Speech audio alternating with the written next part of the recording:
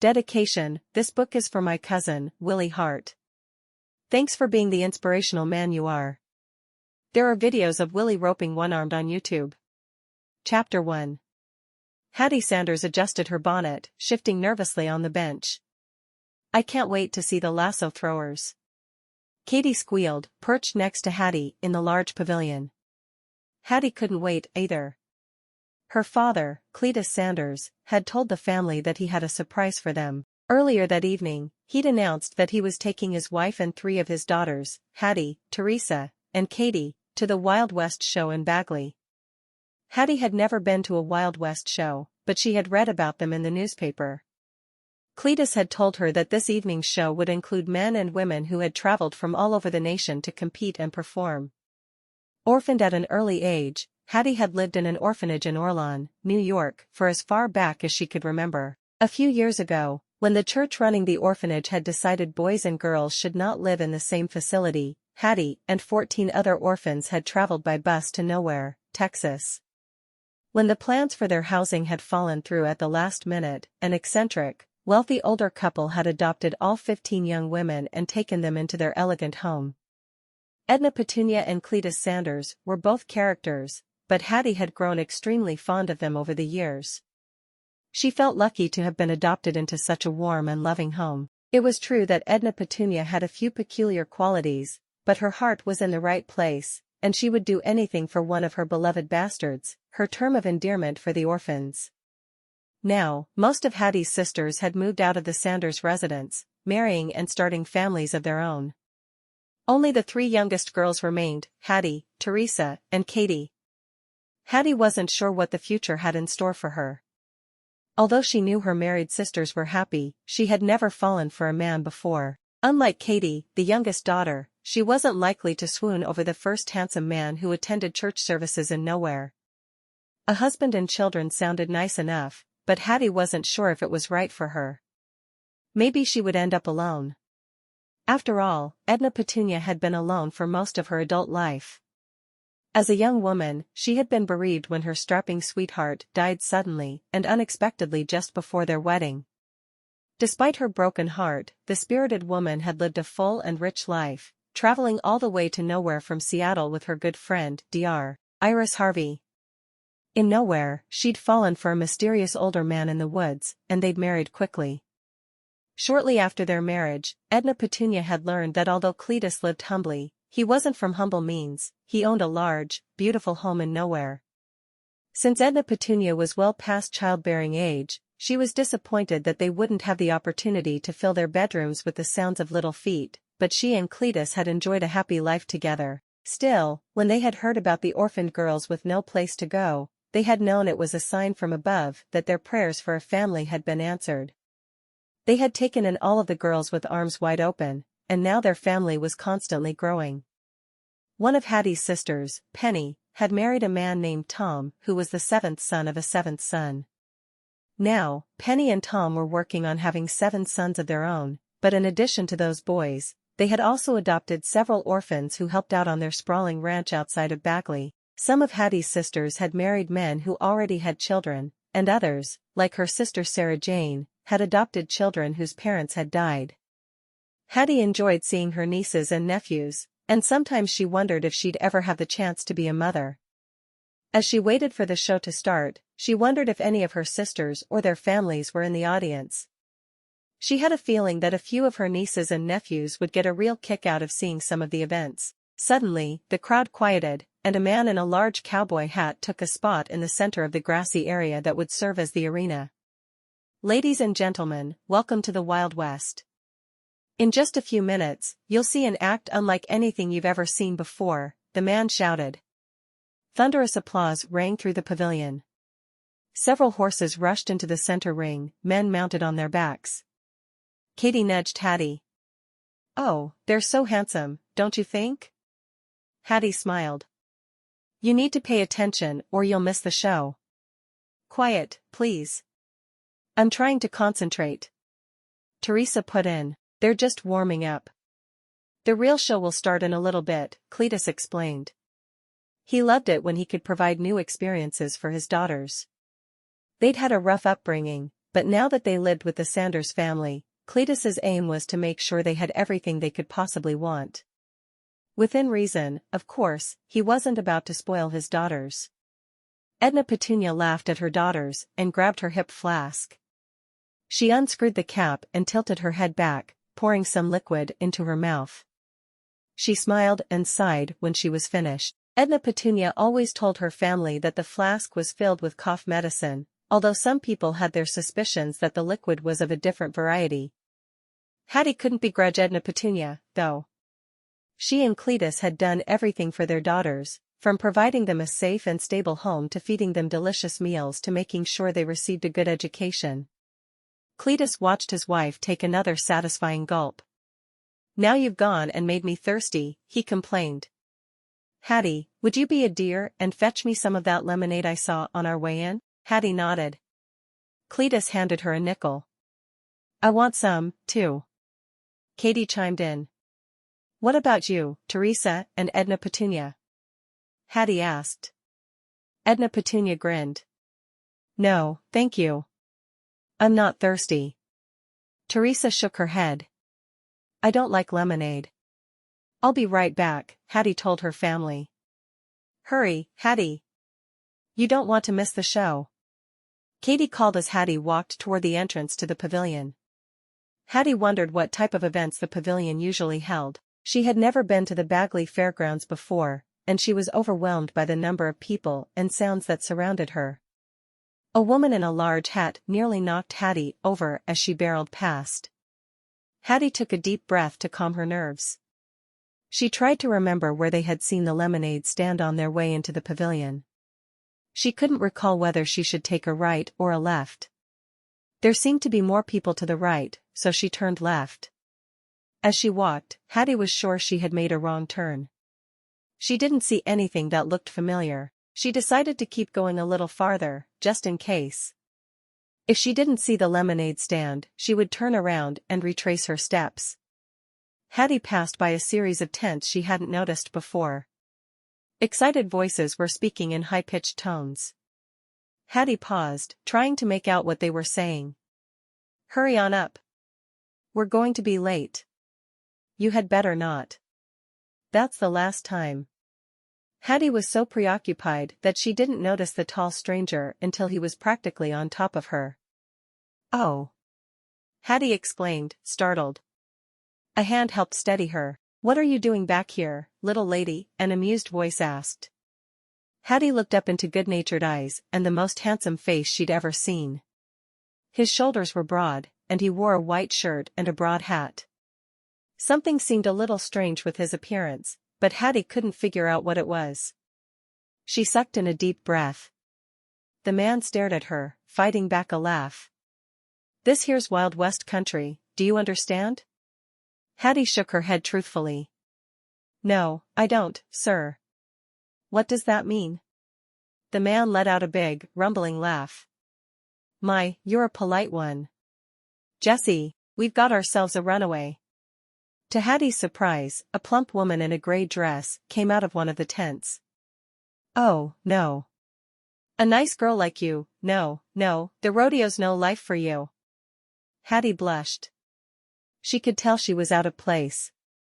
"Oh, no, I was just looking for." "I'm just teasing you, darling. Anyone ever tell you you're mighty pretty when you blush?" The man stared at Hattie straight on, and Hattie felt a fluttering sensation below her stomach. Her knees buckled a bit, and she had to fight to keep from falling over. "Excuse me?" Hattie managed to say. Lemonade, she reminded herself. She was supposed to be finding lemonade for Cletus. She hoped she wasn't missing the show. This here's the section where all of the no-good, scheming, harebrained rodeo cowboys stay. A nice girl such as yourself has no business being back here. The entrance is that way, the man explained, pointing in the direction Hattie had come from. Hattie swallowed. "Thank you, sir." "Will." The woman swatted the man on the arm. "Stop teasing this poor girl. You've got more important things to do. Hurry along." "Only having fun, Jessie. What good would life be without a little fun?" Will ran a hand through his hair and winked mischievously at Hattie. Hattie stared at the ground, feeling flustered. "Do you need help, dear?" the woman asked kindly. Hattie shook her head. "Well, I was looking for my lemonade." "Goodness, Hattie, what are you doing?" Cletus's voice cut through the hum of the crowd. "I got a little lost." Hattie shifted her weight from foot to foot. Will tipped his hat and flashed a wide grin at Hattie. His teeth were white and even, and his whole face lit up when he smiled. "You might be the best part of this sleepy little town. I hope to see more of you, darling." Cletus stepped between Will and Hattie, hands on his hips. "You certainly will not. My daughter's a good girl." Hattie wished she could sink into the ground. Will made her heart beat faster. She wished she could listen to him talk for a while longer. But Cletus had insulted him and embarrassed her. Will took it in stride, simply winking at Hattie again and spinning around. As he walked away, Hattie realized what she had thought was odd about his appearance. Hanging out of his right shirt sleeve, where his arm should have been, was a silver hook. Hattie watched as he jauntily walked away, puzzled and intrigued. Jessie looked grumpy with Will gone. "You shouldn't be here. Go to your seats, you'll miss the show," she grumbled as she returned to her tent. Cletus put his hand on Hattie's shoulders and guided her back in the direction she had come from. "I thought maybe you could use a little help carrying all those cups of lemonade. But I didn't see you by the stand, so I knew you'd gotten lost." "Hattie, you must listen to me carefully, this is a dangerous area. You are not to speak to strangers like that. People around here aren't trustworthy." "Yes, Cletus," Hattie said. "Good.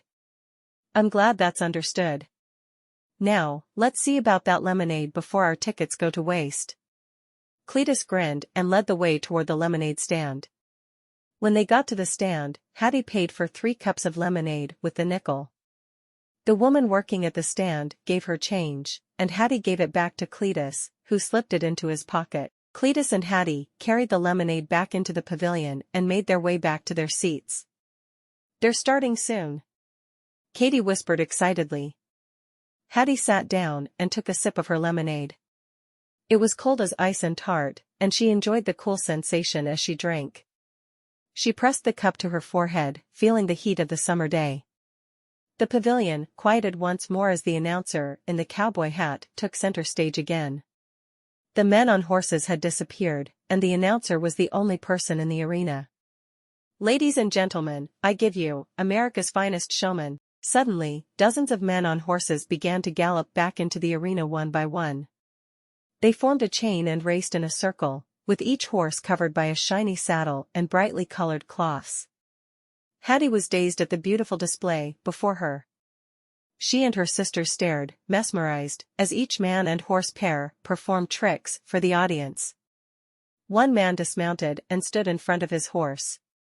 The horse stole his hat, and the audience broke out into thunderous laughter. One man stood on his horse's back as the horse raced around in a circle. A dozen bulls ran into the arena, and Hattie gripped the sides of her seat, scared. But one of the men simply broke out from the pack and chased after them, roping all of them in under a minute. As Hattie and the rest of the audience cheered, she realized that the man who had roped all of the steer looked familiar. As he took a bow, she saw the hook protruding from the sleeve of his shirt. It was Will, the man she'd met outside the pavilion. Hattie's heart skipped a beat as she watched the man expertly handle the crowd. He threw kisses and bowed again. Then, all of the men led their horses outside of the arena, and the announcer came back. The rest of the show flew by for Hattie. There were sharpshooting events, hunting, and racing. It seemed like every time Will came out, he was one of the best or the best man in the arena. The crowd loved him, cheering wildly each time he appeared. "He's very good-looking," Katie confided to Hattie. Hattie glanced at Cletus. She wanted to tell Katie that she'd met the man, but she didn't want to upset Cletus. She decided she would tell her sister later about their strange meeting.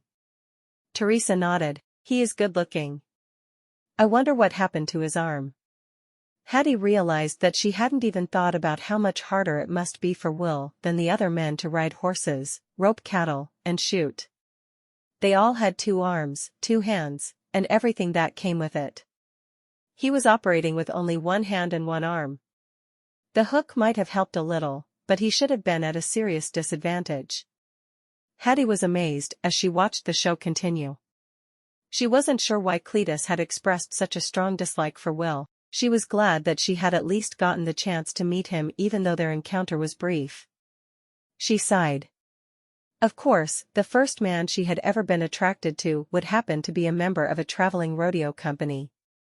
Chapter 2. That evening, Hattie and Katie stayed up far later than the others. Although there were plenty of rooms in the house and each orphan could have easily had her own room, Katie didn't like to sleep alone, so she had decided to stay in Hattie's room that evening. Both of them had been so excited by the Wild West show that they weren't able to sleep. I loved the rodeo so much. Katie sighed dreamily.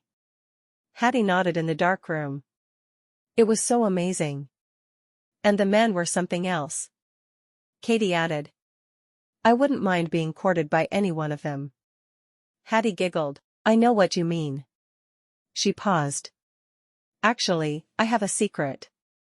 What's that? Katie exclaimed. She loved secrets. I met one of the men in the show. Hattie smiled as she heard Katie gasp. How? When? Which one? Katie's yelps rang out across the room. SH. Hattie hissed. Edna Petunia and Cletus will wake up. Or Teresa.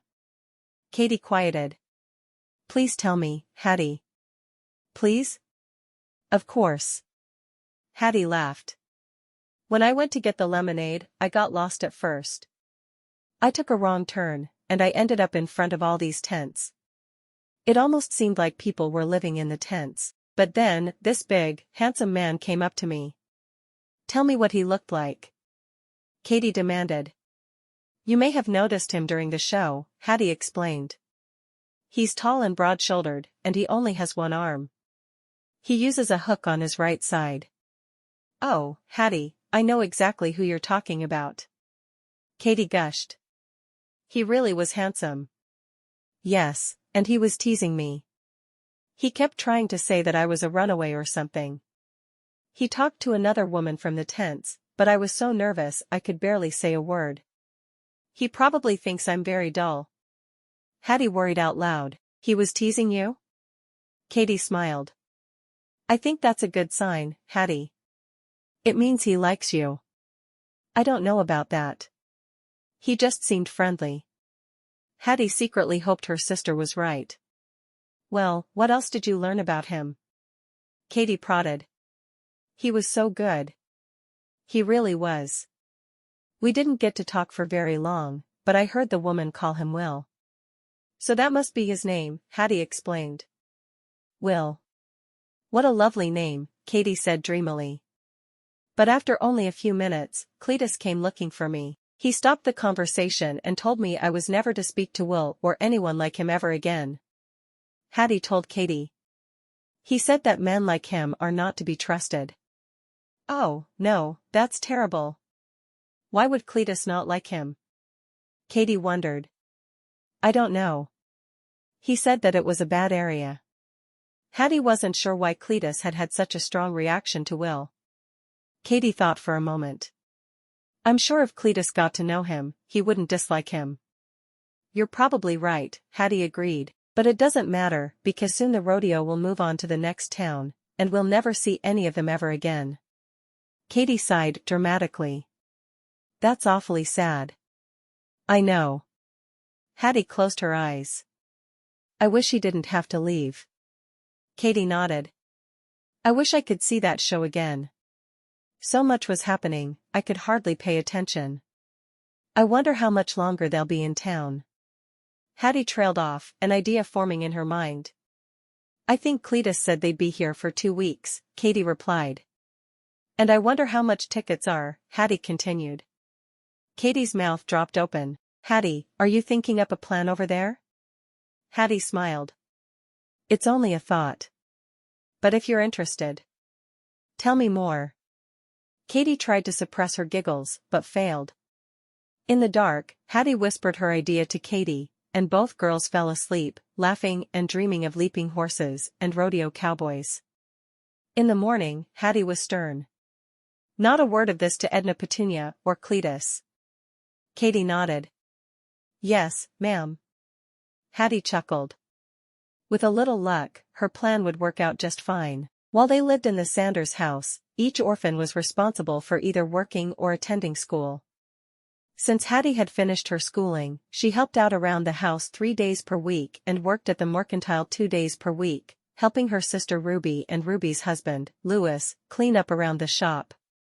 It was one of her days to work at home, not at the mercantile, but Hattie needed to make a trip there in order for her plan to work. She skipped breakfast and did the washing. When she was done, she hung the clean clothes up to dry on a piece of twine strung between 2 trees. After she had finished, she went back into the house and kissed Edna Petunia on the cheek. I need to go to the mercantile. I left one of my books there, and I'd like to read it. Hattie was only stretching the truth, not lying. She really had left a book at the mercantile. But there was another reason she wanted to go into town. Fortunately, Edna Petunia didn't question her. All right, dear. Hattie looked at Katie meaningfully before she left the house. She knew Katie could keep a secret, most of the time. She was counting on her not to breathe a word of their plan to their parents.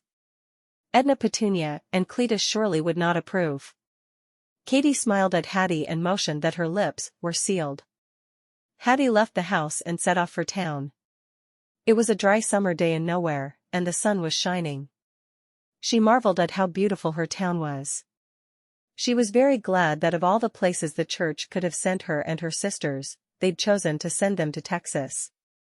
By the time she got to the mercantile, Louis was opening the store for the day. He changed the sign from closed to open so the citizens of nowhere would know that they could visit the mercantile and do their shopping for the week.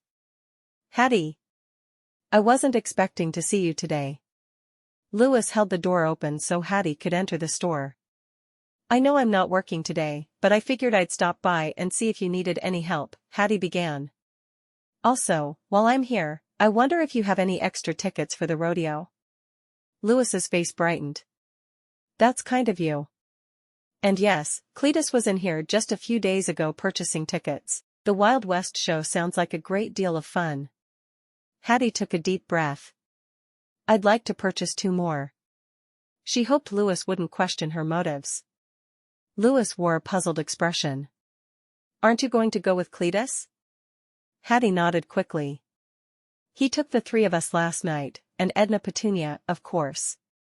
It was wonderful, so wonderful I want to see it again. Oh, I see. Louis stroked his chin. Well, I have a few extra tickets. Admission is a nickel per person. Hattie pulled out the small coin purse she carried in her pocket and dug for change. She handed 2 nickels to Louis. Louis went to the register and took 2 paper tickets out of a small stack. He held them out to Hattie. As Hattie reached for them, Louis held them back. I assume Edna Petunia and Cletus know that you're going again, right? Hattie's heart raced, and her hands felt clammy. She hadn't officially asked Edna Petunia or Cletus about seeing the show again. She wasn't sure what to say. I know they can sometimes be strict with you girls who still live at home, Louis explained. I don't want to get on their bad side. Hattie nodded. I understand, it won't be a problem. Louis hesitated for a moment. Finally, he held the tickets out to her again. Hattie snatched them quickly. Thank you, Louis. She began to rush out the door. Before she could exit the mercantile, she remembered her earlier promise. She paused and turned back to face Louis. Did you need any help straightening up today? Louis looked around the mercantile and chuckled. Thanks for checking, Hattie. But I think we're all right for now. Go on and enjoy yourselves at the Wild West show tonight.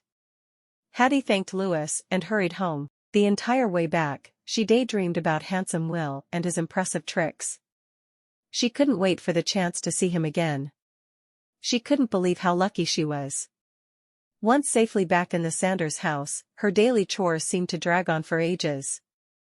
It was her turn to mop the kitchen and parlor floors, and Hattie spent hours on her hands and knees, scrubbing and thinking about Will's writing and maneuvering. After a brief lunch of pork and beans, Hattie returned to her chores. She was responsible for dusting the entirety of the house, and she knew the task may take her until the end of the day. By her estimate, as long as she and Katie departed just after dinner, they would arrive at the rodeo show just in time to see all of the featured acts. Katie was busy elsewhere with chores of her own, but she kept finding reasons to sneak into whatever room Hattie happened to be dusting. "I'm so excited." Hattie glared at her to remind Katie to be quiet. "I am, too, but if you talk too loud, they'll find out and they'll never let us go." Katie simply smiled and skipped away. Hattie couldn't blame Katie, both of them were excited about their second trip to the Wild West. Finally, it was time for dinner. Since it was Katie's turn to help prepare and serve the meal, she took extra care and attention into what Cletus got on his plate.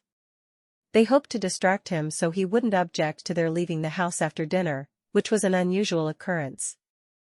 Hattie waited until the perfect moment in the meal before she said anything. Cletus was gnawing on a large fried chicken wing, Edna Petunia was snoring after having fallen asleep at the table, and Teresa and Katie were watching their parents, amused. Hattie took a deep breath. "Katie and I are going to Ruby's house this evening to watch the baby." At first, no one said anything. Hattie began to breathe a little more fully, but then Cletus stopped mid-bite. "What's that?" Katie looked down at her plate. She had stopped eating. Hattie met Cletus's gaze. "Ruby asked us to help watch the baby this evening. She's doing something for the mercantile, a big order or something." Cletus frowned. "Isn't it awfully late?" "It's a little late," Hattie admitted. "But Katie and I are both able to take care of ourselves." Cletus sighed loudly. "Take the wagon." Hattie thought she hadn't heard him correctly. "Excuse me?" "Take the wagon. You know how to drive it, don't you?" Cletus continued as if it were a normal occurrence to offer one of his daughters the ability to drive the family wagon. Hattie smiled gratefully. "Yes, I do." "Oh, thank you, Cletus." Hattie couldn't help herself. She stood up and walked over to Cletus, throwing her arms around him. Cletus shook his head in amusement. "Don't get used to it. I don't want you girls to think I've gone soft in my old age." After dinner, Hattie and Katie quickly did the dishes and put them away, then went outside to the wagon. It was still light out, thankfully, and Hattie prepared for their journey the same way Cletus had taught her to. She stroked the lead horse's hair and patted her on the rump. "Ready, girl?" After both girls had climbed into the wagon, Hattie took the reins into her hands and flicked them. The horses took off at a quick trot, and Hattie steered them toward the Bagley Fairgrounds. As they raced toward the rodeo, Hattie's heart pounded. She had never snuck away from her house before, and she felt guilty that she had involved Katie in her scheme, too. She hated lying or being untruthful to her parents, and she wished she could immediately return to the Sanders home and be honest with her parents. But every time she felt guilty, she would remember Will's face and his kind, soulful eyes. She wanted to stare into those eyes for hours on end, to learn what made him tick, to take his hand into hers and hold it for the longest time. Surely there was a reason that she had met Will the previous night. It was almost like fate had brought them together. "What are you thinking about?" Katie's voice rattled as they trotted over the bumpy ground. "Will," Hattie admitted. She wondered what his full name was and where he had grown up. He seemed so tall and mysterious. "I still can't believe you got to meet him." Katie squealed. "I can't believe it either," Hattie confessed. The girls made it to the fairgrounds quickly, and Hattie tied the horses to a post after parking the wagon. She felt a twinge of guilt when she thought of Edna Petunia and Cletus sitting at home, thinking they were both at Ruby's house, but she ignored it and moved toward the entrance. A fast-talking man took their tickets and pointed them toward the pavilion. "Pick your seats." Katie began walking toward the seats, but Hattie grabbed her hand and pulled her back. "Follow me," Hattie whispered. Katie was surprised, but she obeyed Hattie's command. Hattie led Katie through the gathering crowds toward the tents she had seen the day before. sure enough, the area around them was full of boisterous laughter. Hattie scanned the crowd for Will, but couldn't see him. She did recognize Jessie, the maternal woman she had met the day before along with Will. "Why, there's the pretty little girl again!" Jessie exclaimed as she rushed toward Hattie. "And you have a friend?" "She's my sister," Hattie explained. Jessie looked back and forth between the two girls but didn't say anything. Hattie couldn't blame Jessie, she and Katie looked nothing alike, but she usually let people assume they were biological sisters. It was just easier that way. "I was hoping," Hattie began nervously, then stopped. Katie watched her sister patiently. When Hattie didn't speak up, Katie interjected. "We're looking for Will. The man with one arm." Jessie's eyes twinkled. "He's getting ready for the show. I'll tell him he had a few visitors, though." "No!" Hattie exclaimed. "Please, don't tell him that." Jessie looked at Hattie, puzzled. "I don't want it to go to his head." Hattie explained after a bit of thought. She was having a hard time explaining it, but she didn't want Will to know she had been asking after him. "Whatever you say. Now, you two should hurry, you don't want to miss the opening act." Jessie cried. Hattie and Katie wished Jessie a good evening and rushed to their seats. The audience quieted just as they sat down. Again, the announcer came to the center of the arena and welcomed the men on horses out to do their various tricks. Tonight, though, Hattie noticed several things she hadn't noticed earlier. For one of the men wasn't a man at all, she was a woman on horseback. She could stand on her horse and even do a handstand on top of the saddle. "How is she able to balance like that?" Katie whispered to Hattie. Hattie shook her head, impressed beyond words. When Will came out, Hattie's breath caught in her throat.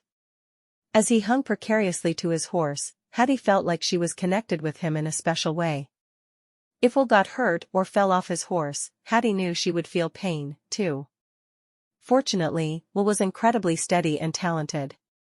Again, the crowd cheered more for him than any of the other performers. That evening, there were also jugglers who threw colorful plates into the air and danced with bright scarves. Hattie enjoyed all of the performances, but none as much as Will's. He seemed to be able to communicate with his horse, jumping and dancing all over the arena, and he was expert in the shooting events despite the fact that he only had one hand and one hook to hold the gun with. By the end of the show, Hattie couldn't help it, Will had captured her imagination. As she and Katie left the arena with the other audience members, Katie caught Hattie looking around. "What are you looking at?" Hattie's cheeks flushed. "I was hoping to catch a glimpse of Will." Katie's eyes glistened mischievously. "Let's find him." Hattie frowned. "We need to get back home. Edna, Petunia, and Cletus will worry. A few minutes won't hurt." Katie took off running in the direction of the tents Hattie had shown her earlier. Hattie felt nervous, but she followed her sister into the crowd.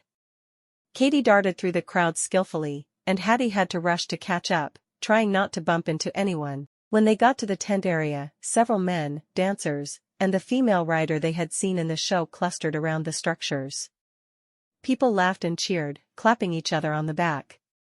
Hattie felt nervous to be close to so many talented people, but Katie seemed right at home. "Excuse me, we're looking for Will." "Is he here?" Katie said boldly. Hattie blushed. Although she couldn't believe how forward Katie was, she also loved that about her sister. "You mean Will Hart?" a man asked. "What do you want with Will?" a voice asked. "He'll only lead to trouble," another man put in. "Who's asking about me?" Suddenly, Will himself appeared directly in front of Hattie, a confident smirk on his face. "Oh. It's you." Hattie flushed with pleasure. She couldn't believe he had remembered her. She thought he must be used to meeting all types of women on his tours. There was no way he thought she was something special. But it was nice, just to be noticed. The cowboy leaned down and whispered into her ear, sending chills up and down her spine. "I'm glad you couldn't stay away from me." Hattie couldn't breathe. She blinked her eyes, trying to calm herself, but it wasn't working. Fortunately, Katie stepped in. how did you get to be so good at riding a horse? Especially with one arm? The crowd laughed and cleared some space around Katie, Hattie, and Will. There were other fans who wanted to speak to some of the other performers, and Hattie was grateful to have the extra space. I don't mind telling you all about that on one condition, Will said with a twinkle in his eye. What's the condition?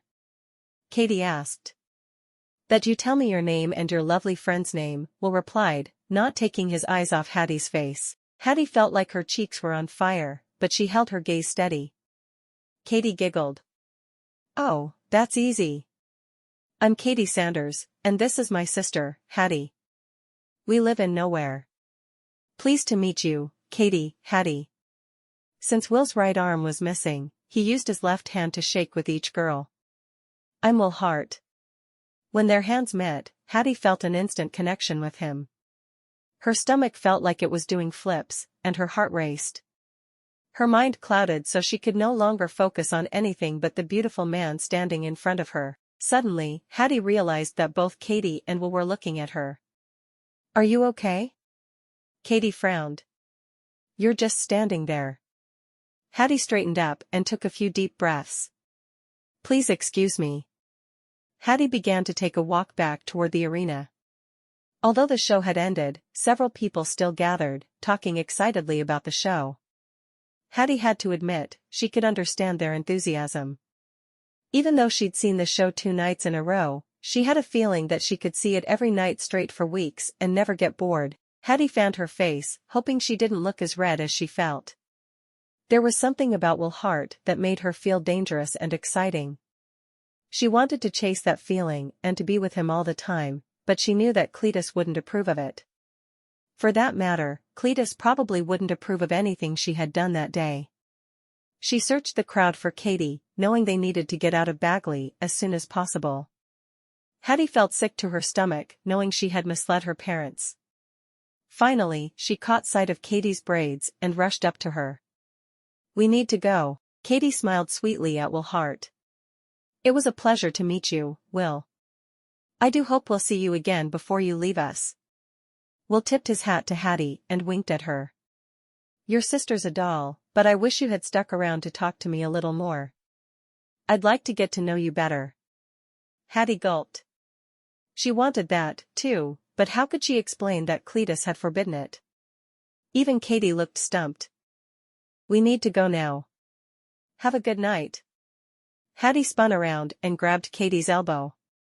The 2 girls rushed back to where the wagon was parked and prepared to drive back to the Sanders house. When they got back, Hattie's heart was still racing. Inside, Edna Petunia and Cletus were both sleeping. Hattie and Katie changed into their nightclothes and slipped under the covers in their beds, practically holding their breaths and waiting to be caught. At some point, Hattie drifted off to sleep, visions of leaping horses, kind eyes, and cowboy hats galloping through her mind. Chapter 3. Although Hattie couldn't believe it, Edna Petunia and Cletus didn't find out that they had sneaked out to see the Wild West show instead of helping Ruby and Lewis. Hattie still felt a bit guilty about it, but she also felt incredibly happy that she had gotten to see Will Hart perform again, not to mention meet him. What are you thinking about? You've got that far off, dreamy glint in your eye. Edna Petunia said sternly when she caught Hattie staring out the window, neglecting her dishwashing duty. Nothing. Hattie cried immediately. She liked that her relationship with Will was private, even though it was imaginary, she didn't have to share it with anyone. She wasn't ready to talk about her feelings with anyone, especially not her mother. Katie knew how she felt because she had seen Hattie and Will together, but aside from that, Hattie didn't plan to tell anyone. Get back to work, then. Edna Petunia said crossly and continued on her inspection of the kitchen. Teresa, who was washing dishes, smiled up at Hattie. On that day, it was Hattie's turn to retrieve the mail. She walked out to the mailbox, gathered the envelopes, and returned to the house. She set the stack of letters down on the kitchen table and began opening them. To her surprise, there was one addressed to Ms. Hattie Sanders. Dear Hattie, I was immediately taken by you at the fairgrounds, not once, but twice. Lucky me. I am sending you one important question I would like you to answer. Hattie, please make me not only a lucky man, but the luckiest man in the world by agreeing to be my wife. I'll admit that the rodeo isn't always the most glamorous place for a woman, but there are many couples on the circuit who make it work. I want to make it work with you. Sincerely, Will Hart. Hattie dropped the letter onto the table with a yelp. Katie came running. What is it, Hattie? Hattie shook her head. She wasn't sure she wanted to tell anyone about the letter. She wanted some time to think about what had happened and how to respond. I was startled for a moment, but now I'm fine. Okay. Katie eyed her suspiciously and left the kitchen. Hattie folded up Will's letter and tucked it into her pocket. She returned to the task of sorting the mail, but her head was spinning. A man, and not just any man, a talented and handsome man, had asked her to marry him. Hattie's emotions tugged her in opposite directions. One part of her desperately wanted to run away with Will and lead a life of adventure and abandon on the rodeo. The other part of her felt comfortable staying put with her family, the people she belonged to, the people who had given her a home. Hattie continued to sort the mail and put it in the parlor for Edna Petunia and Cletus to see. The more Hattie thought about it, the more she realized that there was no way she could ever leave the Sanders family. A life with a rodeo cowboy might sound glamorous and exciting, but it would be an existence without roots, stability, or a sense of home. As she moved on throughout her daily chores, she had the sinking realization that she would have to write back to Will Hart and decline his proposal. She had never done such a thing before and wasn't even sure how to go about it. She had written letters, of course, but they were mostly for school or to her sisters when their family responsibilities kept them from visiting the Sanders home often enough to suit Hattie. She wasn't even sure where to address the letter or if it would arrive in time. Will had used the postal service to deliver his message, but she knew he wouldn't be in town much longer. After she set the table for lunch, Hattie pulled the letter out again. This time, she noticed a postscript scrawled on the back of the note that she hadn't seen before. P.S. Meet me Friday night at 10 o'clock at the fairgrounds with your answer. I'll be waiting. Hattie's heart fluttered. She wanted to see Will again. She was practically dreaming of it. But she didn't trust herself to know what to do if they were standing face to face. She might run away with him on the spot. Hattie couldn't explain it. If she thought about it in her head, there was no reason for Will to have such a strong hold over her.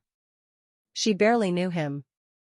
All she did know was that he didn't have a lifestyle that seemed conducive to marrying or having children.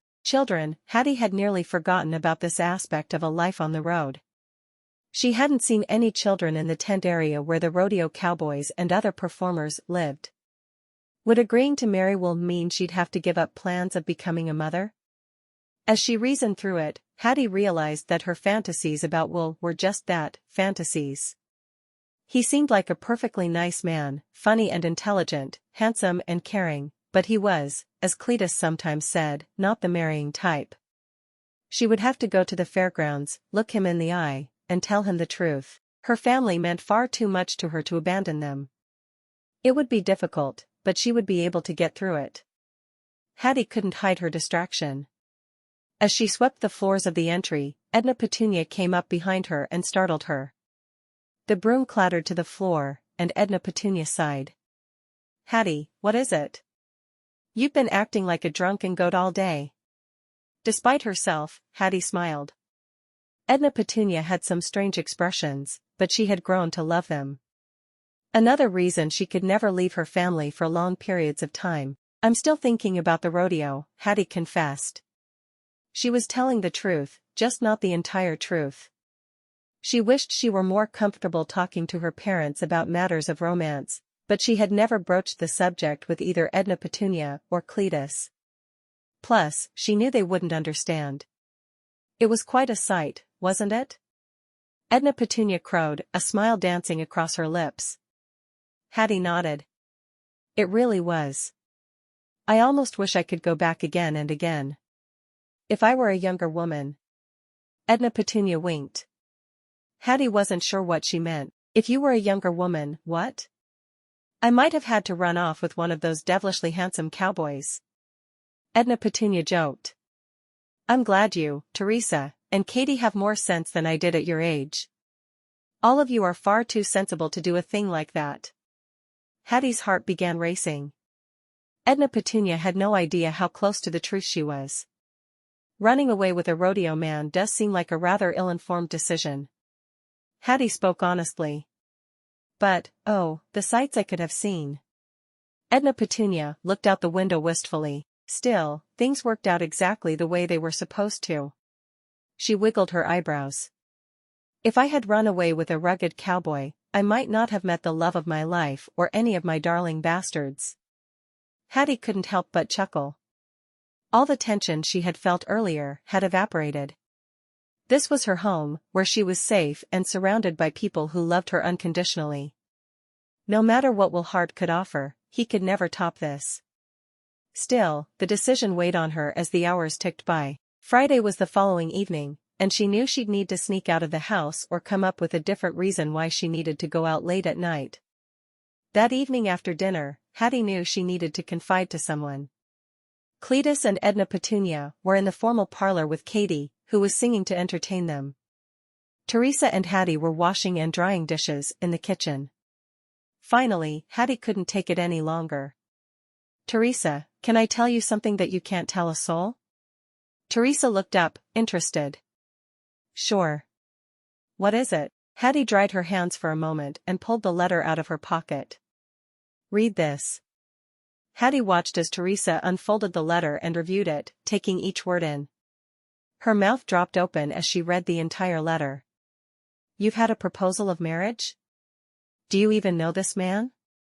Hattie felt sheepish. She didn't have words to describe the strange connection she had felt with Will Hart. We know each other a little, but not that well. He's one of the men from the rodeo. Do you remember the cowboy we thought was the best performer? Teresa thought for a moment. Didn't he only have one arm? He was very good. Yes, that's Will.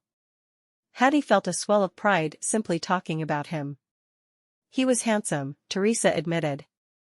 But you wouldn't seriously consider running away, would you? We'd all miss you. Hattie nodded. That's exactly how I feel. I won't lie to you, Teresa, I'm intrigued by him. He's so handsome, and I'm sure he's had so many adventures and can teach me so much about the world. But it wouldn't be right to leave my family. And who knows if he'd be able to support me. I don't know what kind of money a man on the rodeo makes. I just wanted to tell someone. I understand, Teresa said thoughtfully. I'm glad you told me. What are you going to do? I'm going to meet him tomorrow night, Hattie admitted. I just need to come up with a reason why I'll be out of the house tomorrow night. Teresa considered this for a moment. I'm supposed to go to Penny's house tomorrow to help with the boys. Some of her in-laws are visiting, and she needs some assistance. You could say that you're helping me, and we could get a ride from Tom. We'll tell Tom that you're just going to see the rodeo, not any of the other details. That's a great idea. Do you think it will work? Hattie asked anxiously. Teresa smiled. I think we can make it work. Don't worry, Hattie, your secret is safe with me. Chapter 4. The hours dragged on as Hattie waited for Friday night to arrive. True to her word, Teresa helped Hattie get out of the house without so much as a question from Edna Petunia or Cletus. I owe you one, Hattie said gratefully. Teresa waved her off.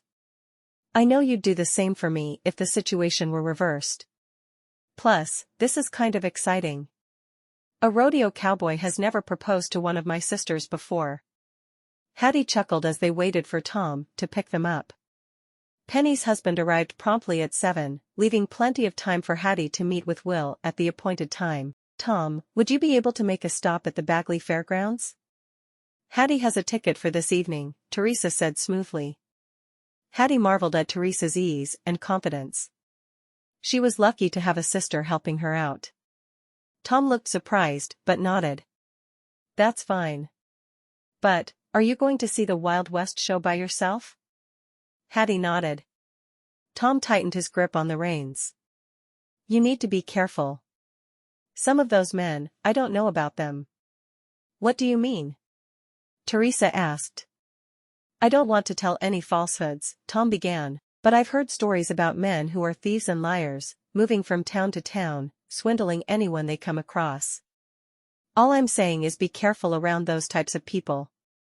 Hattie felt a stab of fear course through her veins. She hadn't even considered the fact that Will's intentions might not be noble. She felt foolish for going to meet a man by herself. Yet something deep inside of her urged her to go to the fairgrounds and meet him. She had a sense that everything would work out. Thank you for the warning, Tom. I'll be sure to watch out for men like that. Tom grinned.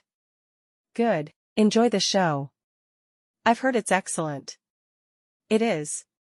Teresa and Hattie exclaimed at the same time. Tom looked puzzled. You've already seen the show? Hattie looked down. Yes, I've seen it before, and I liked it so much that I want to see it again. Her words were true, but she was leaving something out, Will's letter and her feelings for him. Even now, she felt a tingling in her stomach as she thought about him and the way he looked when he was writing. Tom nodded as they pulled up to the fairgrounds. Just remember to be cautious. I will, Hattie promised. Tom waited as Hattie climbed out, and he and Teresa waved goodbye. As they pulled away, the crowd swarmed around Hattie. Instead of feeling overwhelmed, she felt a shiver of anticipation. Will was somewhere nearby, and she would get to see him. Hattie tried to search for Will before the show began, but he wasn't by the tents where she'd first met him. She remembered Tom's advice to be careful, so she looked on her own instead of asking if anyone had seen Will. She circled the fairgrounds twice, before she decided to take her seat in the pavilion. As she waited for the show to begin, she wondered what Will was doing to prepare for the show. She imagined him practicing in the meadow beyond the fairground or giving his horse a treat. A few minutes later, the announcer interrupted Hattie's thoughts as he officially began the show. Hattie held her breath as she waited until Will appeared in the arena, riding the same horse he had in the previous show she'd seen. Each time he took center stage, Hattie was even more impressed with his skills and showmanship. Hattie knew she wasn't alone because again, the crowd seemed to cheer extra loudly for Will. She wasn't sure if it was his determination, agility, or balance that made them root for him more than any of the other cowboys. Although Hattie enjoyed the show, she also couldn't wait for it to be over because that meant a chance to speak to Will. Her heart sank as she realized that she didn't have good news to share with him. She wondered how he would take her answer. Watching Will expertly handle his events made Hattie reconsider her decision. She didn't want to leave her family, but she felt alive and excited when she was with Will. She didn't want those feelings to go away. Finally, the Wild West show ended with a grand finale where Will and a few other riders formed a human pyramid on horseback. Hattie couldn't believe how strong Will was. As the audience erupted into applause, Hattie watched Will bow and wave over and over again to the crowd. After the show, Hattie remained in her seat while the rest of the audience exited the pavilion. Once the crowd had dispersed, Hattie scrambled out of her seat to find Will. She peered up at the large clock posted on the wall of the pavilion. It was nearly 10 o'clock. Sure enough, Will stood outside of the tents where she had first met him, his hand in his pocket. Hattie was grateful for the lampposts that cast beams of light onto the ground so she could see. Hattie! Will cried, clearly excited to see her. Hi, Will, Hattie said shyly. She suddenly felt nervous and unsure. Will took his hand out of his pocket and took one of her hands, drawing Hattie closer to him. Hattie smiled up at him. I could get used to this, Will murmured into Hattie's sweet-smelling hair. Me too. The words escaped Hattie's mouth before she realized she was speaking out loud. She took a step back. Will, I need to tell you something. Will frowned and looked at the ground. This can't be a good sign. Hattie took a deep breath, mustering all of her courage. I'm flattered by your proposal. I really am. You're very talented, and I can tell you're a good man. Will grinned. If I'm such a good man, why do I get the sense you're going to turn down my proposal? Hattie felt awful, but she knew she had to continue. My family is here in nowhere. My job, my parents, my sisters, my entire life is in nowhere. I couldn't leave them. Will nodded. I understand. I just hoped it would be different. Me too, Hattie said in a small voice. Even though she was standing next to Will, she had never felt so alone. I suppose I should go now. Will's expression was hard to read. I suppose you should. Hattie turned to walk toward the entrance of the fairgrounds, where Tom had said he would pick her up. Before she could take a step, Will grabbed her wrist and spun her around. He dipped Hattie backwards so far that she thought she might fall, but he kept a steady grip on her and leaned close, whispering in her ear. Is there anything I can do to change your mind? Hattie gasped for air. Her stomach felt like it was doing flips. Will was so close that their noses were practically touching. She couldn't think of a single thing to say. Before she could react, Will pressed his lips against hers, probing passionately. Hattie had never been kissed on the lips before and found that she quite enjoyed the sensation. She pressed her lips right back against his and felt herself melting into the ground. After a few moments, Hattie pulled herself backward. I should go. Hattie rushed toward the exit, her thoughts a jumbled mess. Wait. Will called as she hurried away. Hattie spun around. What? Give me one more chance. I'll meet you behind your house tomorrow at midnight. Be ready for me. Will winked at Hattie, and she felt her stomach begin to tumble again. How do you know where I live? Hattie knew she hadn't told Will where the Sanders home was located. Will smirked. You're one of the Sanders girls. Even us out-of-town folks know who you are. His expression turned serious. I'll see you tomorrow. Hattie bit her lip. She was already risking trouble with her parents by being here tonight instead of at Penny's house, where she said she'd be. What Will was asking for was even more dangerous. At the same time, she was desperate to see him again. She couldn't just walk away. Hattie nodded and turned back toward the exit. She quickened her pace so she wouldn't make Tom wait. Her heart was still pounding, and she had no idea what to do. When Hattie climbed into Tom's wagon, he noticed that her hair was messy, and she had a dazed expression on her face. Hattie! What happened to you? Nothing. Hattie declared quickly. She scooted over to sit next to Teresa. What happened?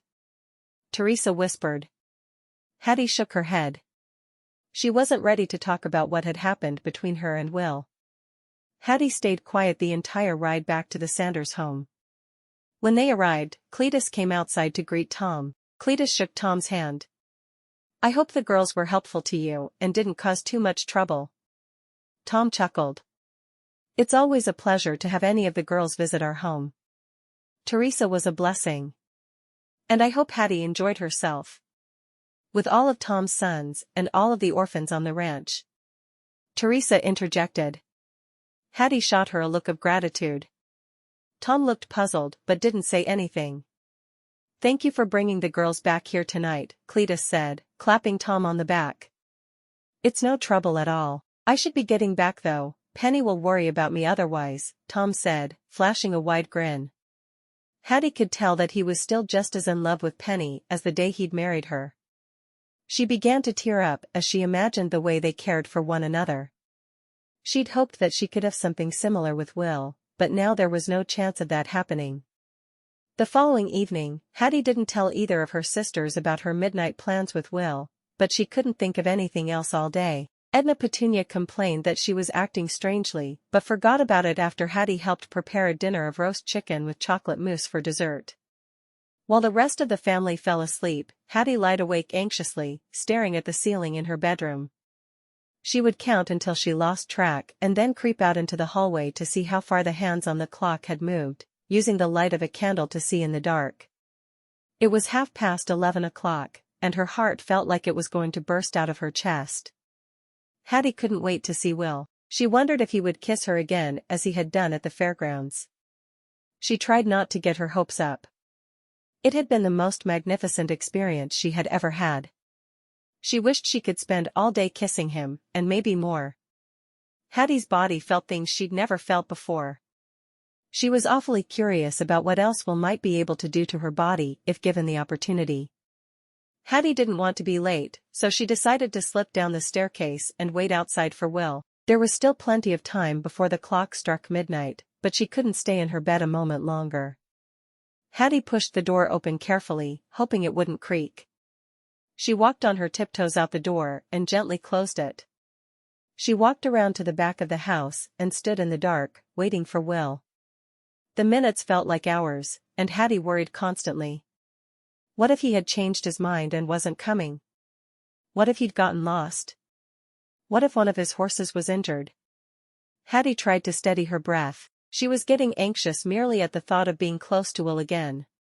After what seemed like ages, Hattie heard the clip-clop of hooves against the Texas dirt. Her heart soared. He had come after all. In a few moments, Will rode into the distance. He was on horseback, with a large basket strapped to the saddle behind him and a lantern for light. He slowed the horse with his knees and trotted up toward Hattie. Gracefully, he swung his legs off the horse and dismounted. He used his good hand to grab the basket and set it and the lantern down on the ground, then tied his horse to a nearby post. Ah! Will took a deep breath as he looked at Hattie. She wore a dark shawl and a flowing skirt, and in the moonlight, she looked more beautiful than ever before. It was all he could do to stop himself from trying to have relations with her on the spot. He had asked around about her, and he knew she was a good girl from a respectable family. If he wanted this to work out, he would have to be patient. Hattie shifted nervously from foot to foot. The way Will looked at her made her feel uncomfortable, like he was having improper thoughts about her. Well, she was having plenty of inappropriate thoughts about him, too. It was a new feeling, and she giggled thinking about it. What's so funny? Will stepped closer and tucked a piece of hair behind Hattie's ear. Hattie's heart rate went haywire. She struggled to catch her breath. Will's proximity made her unable to focus on anything other than him. Well? Will prompted. Hattie looked down. Nothing. Will gently cupped her chin and brought it up toward his face. I'm sure it wasn't nothing, he said kindly. With that, he pressed his lips against hers, and once again, they were kissing. Hattie couldn't explain the sensations coursing through her body even if she tried. It seemed like every inch of her was on fire, coming alive at Will's capable touch. Something in her brain was shouting at her, though, telling her to slow down. Hattie took a deep breath and tried to concentrate. Will noticed that Hattie had pulled away. What's wrong? Hattie smiled apologetically. I really enjoyed that, but I'm not sure how to say this, I don't feel like I know you. Will began to laugh. I'm sorry, Hattie. I simply can't help myself when I'm around you. The way he looked at her made Hattie think he was going to kiss her again, but then he turned around and picked up the lantern from where he'd placed it on the ground. I almost forgot. Will cried. I brought us some provisions.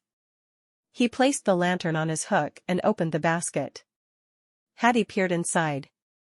There were cheeses, fruits, and pastries, covered in a checked gingham cloth. She couldn't believe what trouble he had gone to in order to bring her a treat. Thank you. Will looked pleased with himself. You're welcome. He pulled out the cloth and shook it out. Hattie caught the other end and together, they laid the sheet flat on the ground. Each of them took a seat, and Will began to lay the food from the basket out on the ground. I've never had a picnic at midnight before, Hattie said with a giggle. There's a first time for everything. Will winked. Hattie blushed. She had a feeling she knew what he was talking about. Will took another deep breath, determined to do the right thing. I understand why you said no to my proposal. It hurts, but I know you're close to your family, and I admire that. But I wanted to show you I'm not like those other rodeo men. They drink and curse and run out on their women. I'm different. You have to believe me, Hattie. Hattie swallowed. I do believe you. The words were true. Although she had only met him days before, she could tell that he was a trustworthy man. A man she longed to spend the rest of her life with. But, before Hattie could explain herself further, the door to the house sprang open, and Cletus ran out of the house, holding a lantern. Edna Petunia followed close behind him, dressed in a nightgown and wearing socks in her hair. What do you think you're doing, trespassing on my property and harassing my daughter? Cletus thundered. In the moonlight, Hattie could see that his face was a purple color. Hattie stepped in front of Will protectively. It's not his fault, Cletus. I'll deal with you later, Cletus grumbled. But you rodeo cowboy. Yes, sir. Will stood upright and walked up to Cletus, offering his hand. Will Hart, sir. I don't care about your name, where you come from, how many tricks you can do on that little horse of yours. Cletus spat angrily. You are at my home in the middle of the night, disturbing my wife from her sleep. Do you know what happens when someone disturbs my wife from her sleep? No, sir. Will looked down at the toes of his boots. Well, you're not going to get to find out, because you are going to leave here right now, or else I'll send for the sheriff, and the sheriff does not appreciate being woken up in the middle of the night either. It seemed like Cletus would never stop shouting. Tears rolled down Hattie's cheeks. Will took her hand in his and squeezed it. Don't cry, darling. He'll see, Will whispered into her ear. With that, he raced up to his horse, swiftly untied the rope, and jumped astride. In a matter of moments, he had disappeared into the darkness. Hattie Sanders, Edna Petunia declared, shaking her head. You are in some serious trouble, young lady. You'd better explain yourself, and quickly. Edna Petunia's hair was sticking up in all different directions due to static electricity. Under any other circumstance, Hattie would have wanted to laugh. Instead, she just sobbed harder. Hattie wanted to find the right words to explain that Will was a good man, but she couldn't get the words out. Instead, she ran back into the house and raced up to her room. She was furious with her parents for interrupting what had been the best night of her life. Now she would never have a chance to say goodbye to Will Hart. He had ridden out of her life forever. Chapter 5. Edna Petunia paced across the floor in the formal parlor. Disciplining one of the bastards seems wrong, but we have to do it. I agree. Hattie needs to learn to follow our rules. Cletus said. I don't understand what she was thinking, wanting to run off with one of those cowboys. Hattie is young and impressionable, Edna Petunia reasoned. Do you remember what you were like at her age? Cletus put his hands on his hips. I'm sure I was more sensible than that. Edna Petunia arched one of her eyebrows. You may think that now, but I highly doubt that. Sensible isn't the first word I'd use to describe you. What are you trying to say, Edna? Cletus groused. Just that I think you have other strong characteristics. Sensible isn't top of the list. Edna Petunia came closer to Cletus and leaned in to pinch his bottom. Cletus pressed his lips together. I'm still mad, though. I am, too, dear. Don't worry. We'll think of a suitable punishment. Edna Petunia grinned as she saw Cletus's stern face. She thought he was very cute when he was angry. Hattie shoveled muck into the trenches Cletus and some of her brothers-in-law had dug near their house. She couldn't believe how Edna Petunia and Cletus had chosen to punish her. The stench was overwhelming. It was surely going to permeate through her clothing, and then she'd certainly never get a chance to go near Will again. Hattie's heart ached as she thought of Will. Cletus and Edna Petunia had no idea how kind and generous he was. She wished they would give him a chance instead of rushing to judge him. If Hattie were bolder, she would have stood up to them, but instead, she simply accepted her punishment to clean up after the horses. As part of her punishment, Hattie also wasn't able to accompany the family when they went into town or to visit one of her sisters. She would be allowed to go to church, but that was the only exception. Hattie wanted to cry. The rodeo would soon leave town, and then she'd never see Will Hart again. She had never met a man as bold or as confident as he was, and the thrill she got when he was around was a feeling she'd never had before and probably would never have again. As she worked through her task, Hattie tried to think of a way she could see Will again. Every plan she thought of would require her to sneak out of the house, and she knew that after the latest incident, Edna Petunia and Cletus would be carefully monitoring her activities. Hattie had never been in trouble before, and she felt awful. That evening, after dishes had been put away, Hattie sat in the formal parlor with Katie and Teresa while Cletus read in his armchair. Edna Petunia had fallen asleep sitting straight up, and she was snoring. Cletus was engrossed in a thick biography. Katie tugged on Hattie's sleeve. "Tell us everything." Hattie smiled, amused. "About shoveling muck?" Teresa made a face. "Not that. About why you got in trouble in the first place." Hattie sighed. She had wanted to keep her relationship with Will private, but now that everyone seemed to know about it, she didn't see the harm in telling her sisters what had happened. "Will Hart brought me a picnic, and we ate it outside under the stars." Katie looked away dreamily. "How romantic. What a perfect gentleman." "But then Cletus chased him away," Hattie finished, growing sullen. "Now he'll never come back." "You don't know that for sure," Teresa commented. "Unexpected things happen all the time." "You didn't see the look on Cletus's face, though," Hattie said, thinking back to the previous evening. She had seen Cletus lose his temper before, but this was like nothing else. "Why don't they like Will?" Teresa asked. "I don't know, but it has something to do with the fact that he's a rodeo man," Hattie explained. "A lot of people seem to have a lot of opinions about men like him. If they just got to know him, they'd see what I see. A good, honest, caring man." Hattie's eyes filled with tears. Katie squeezed Hattie's hand. "Don't cry, Hattie. Is there anything we can do to help?" Teresa asked. Hattie shook her head. "I can't think of a single thing that would change their minds." Teresa took Hattie's other hand. "Well, we're here for you. No matter what." Hattie smiled. She was grateful that her sisters were so understanding. Now, if only Cletus and Edna Petunia could feel the same. Over in Bagley, Will's timing was sloppy. "What's the matter with you, Will?" Jessie cried. "Have you been drinking?" Will scowled as he climbed back onto his horse. He practiced the dismount again. Slightly better, but still not perfect. The great Will Hart has finally met his match. Jessie's husband, Robert Moore, laughed as he trotted up on his own horse. Robert was one of the oldest cowboys in the rodeo. Jessie watched every practice and every show, cooked for the performers, and helped clean up and move on to the next city. Over time, Will had grown close to the older couple. Since he hadn't seen his family in years, they had become the closest thing he had to parents. "What are you talking about?" Will frowned. Robert smirked. "You're never distracted. Only thing that can be causing this level of dysfunction is a woman." Jessie let out a gasp. Will tightened his grasp on the reins. "You don't know what you're talking about." Robert and Jessie exchanged a look. "Why don't you tell us what's going on?" Jessie suggested sympathetically. "Maybe we can help." Will shook his head and attempted the dismount again.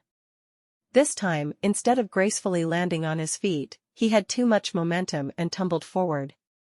He picked himself up, livid. Now Robert looked concerned. "Son, why don't you take a break and let's sit down for a moment?" Will didn't want to stop rehearsing, but his knees ached, and he didn't want to keep putting an undue burden on his horse, so he obliged. He and Robert joined Jessie in the pavilion seats. "What's going on, son?" Robert asked kindly. Will took a deep breath. He was still embarrassed about what had happened at the Sanders house, and he didn't feel like telling everyone in the rodeo about it. It was bad enough that Hattie had rejected his proposal, and it was humiliating that he'd been chased off the property by an old man. Before he knew it, the words were spilling out, and Robert and Jessie nodded in understanding. "I had no idea you felt that way about Hattie." "Pretty little thing," Jessie said. "You know who she is?" Will frowned. He hadn't mentioned her name. "From the way you described her and her father, you must be talking about the young girl who got lost over by the performer tents. Her father came up, called her Hattie, and practically ran away with her. He was hotter than a hornet's nest," Jessie recalled. "I'm sure he's mighty strict with his daughter. I'm not surprised he ran you off his property. How big is this man?" "You didn't think you could challenge him?" Robert mused. Jessie elbowed him. "This is no time for joking, Robert. Will is hurting." Will had thought it would help to tell Robert and Jessie about Hattie, but instead, he felt more miserable. He stared glumly at the empty stage. You know, I never thought I'd meet a woman who would interest me. Most young ladies I meet are only concerned with appearances and vanity. Hattie's different. Jessie patted him on the shoulder. You're young, Will. There'll be other girls. Robert winked. Trust me, I would know. Jessie swatted him. My husband is all talk, and you know that, Will. He proposed to me the minute I turned 16 and hasn't so much as looked at another woman since. It's true. I can't deny it. I'm in love. Robert leaned over and kissed his wife passionately.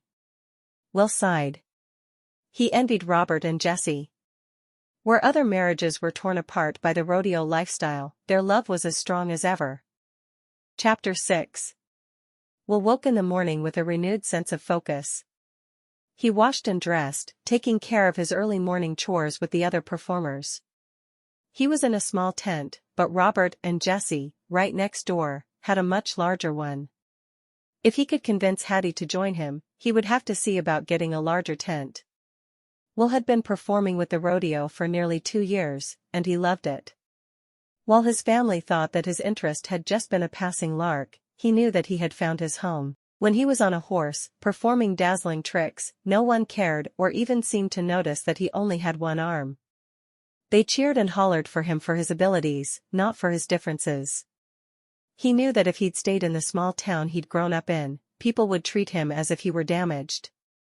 Here on the road with the other cowboys and performers, everyone was unique. Instead of being judged for their differences, they were celebrated. When he'd fallen for Hattie, he had briefly considered leaving the show. It paid good money, and he had nothing to spend it on, so he'd been able to save a good amount. He had enough to support Hattie, if her judgmental father ever gave him a chance. But then Will realized he could never leave the Wild West show. He felt more at home there, with Robert, Jessie, and the others, than he ever had in the small town he'd grown up in. Night after night, he got to do the things he loved, all in front of a lively, thrilled audience. It was his dream, and he was lucky to still be able to physically do the job. He intended to stay with the rodeo as long as he could ride a horse and rope a steer. And he hoped that would be a long, long time. Still, he couldn't shake the thought of Hattie Sanders from his brain. He had traveled enough places to know that she was special, one of a kind. Robert said there would be other women in the next town, and there surely would be. But none of them would be Hattie. As Will fed and watered his horse, a plan formulated in his mind. After he ate breakfast, he borrowed one of the rodeo's wagons and rode into nowhere. The mercantile was bursting with activity, and Will waited for the proprietor to finish helping several customers. He didn't want anyone to overhear him, it was a small town, and word traveled fast. Excuse me, Will said to the man behind the counter. I think you can help me with a personal matter. Lewis blinked, surprised by the request. The man in front of him had a hook in the place where his right arm should be. How can I be of assistance? I've heard that you are related to Hattie Sanders, Will began tentatively. That's true. I'm her brother-in-law. Is she all right? Lewis looked worried. She's fine. I think. Will hadn't seen her since the night Cletus had chased him away. Now, Lewis looked downright uncomfortable. Will realized he needed to get to the point. I'm hoping you can help me deliver a message to her. What kind of message? Lewis was baffled. Why was the stranger asking him for help? Will sighed. It was apparent that he was going to have to lay out the whole, sordid story. How long do you have? Lewis looked around the mercantile. After the burst of activity, the customers had all left. The mid-morning rush was over. Instinctively, he walked to the front of the mercantile and closed the blinds. I don't know you, but you seem awfully troubled. Have a seat. He gestured to a pair of armchairs that were on display. Will nodded gratefully and sat down. Lewis did the same. To make a long story short, I'm in love with Hattie. Deeply. Lewis looked surprised, but recovered quickly. She's a wonderful young woman. All of Ruby's sisters are very good with our little ones. It's a great family. And I'd love to be part of that family, except there's one big problem. Will looked at Louis meaningfully. Cletus and Edna Petunia hate me. Louis nodded in understanding. They can be rather overprotective. I think it's because they adopted the girls so late in life. They know that they're lucky to have a big family, and they would do anything to protect their daughters. That makes sense, Will said. But they've forbidden us to see each other. We leave town tomorrow. What am I going to do? Louis paused, perplexed. I'm not sure what you want me to do to help. I feel for your situation, but I'm not particularly influential with my in-laws. We're family, and we love each other, but I can't convince them to do something they don't want to do. All I'm going to ask you to do is simple, Will explained. I've written a letter to Hattie. Can you get it to her today? I don't have time to wait for the postal service. He pulled a slim envelope out of his pocket and extended it to Louis. Louis gulped. I'd have to think of a way to get it to her without her parents seeing. If they found out, they'd never forgive me. I understand the risk I'm asking you to take is a big one. But I'm in love, and I have no other options. I heard from some of the men in Bagley that you run this mercantile and you're a fair and honest man. I thought I owed it to myself, and to Hattie, to at least try. Will stood up. I need to go now. I appreciate your time, and I humbly ask you to consider my request. I'll leave the letter with you. Louis stood up, too, and the two men shook hands. As Will walked out of the mercantile, Louis bit his lip. He understood Will's predicament all too well. When he was courting Ruby, there was nothing, not even a troublesome former fiancé, that could have stopped him from pursuing her. On the other hand, he did not want to incur the wrath of Edna Petunia and Cletus Sanders. Louis tucked the letter into his pocket and opened the blinds to the mercantile. He had a decision to make. Hattie pulled each piece of clothing from the line and folded it into neat piles.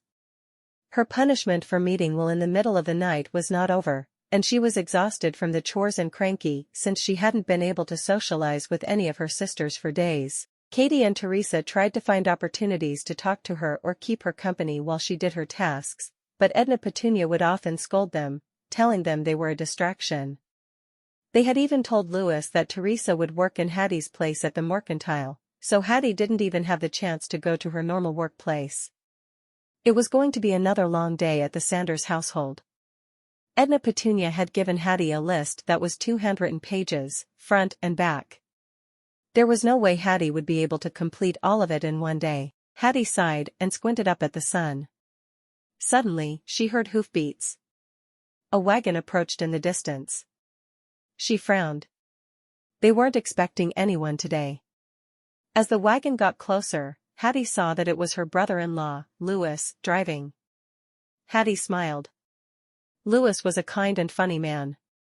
Talking to him would be a welcome break from her endless list of responsibilities.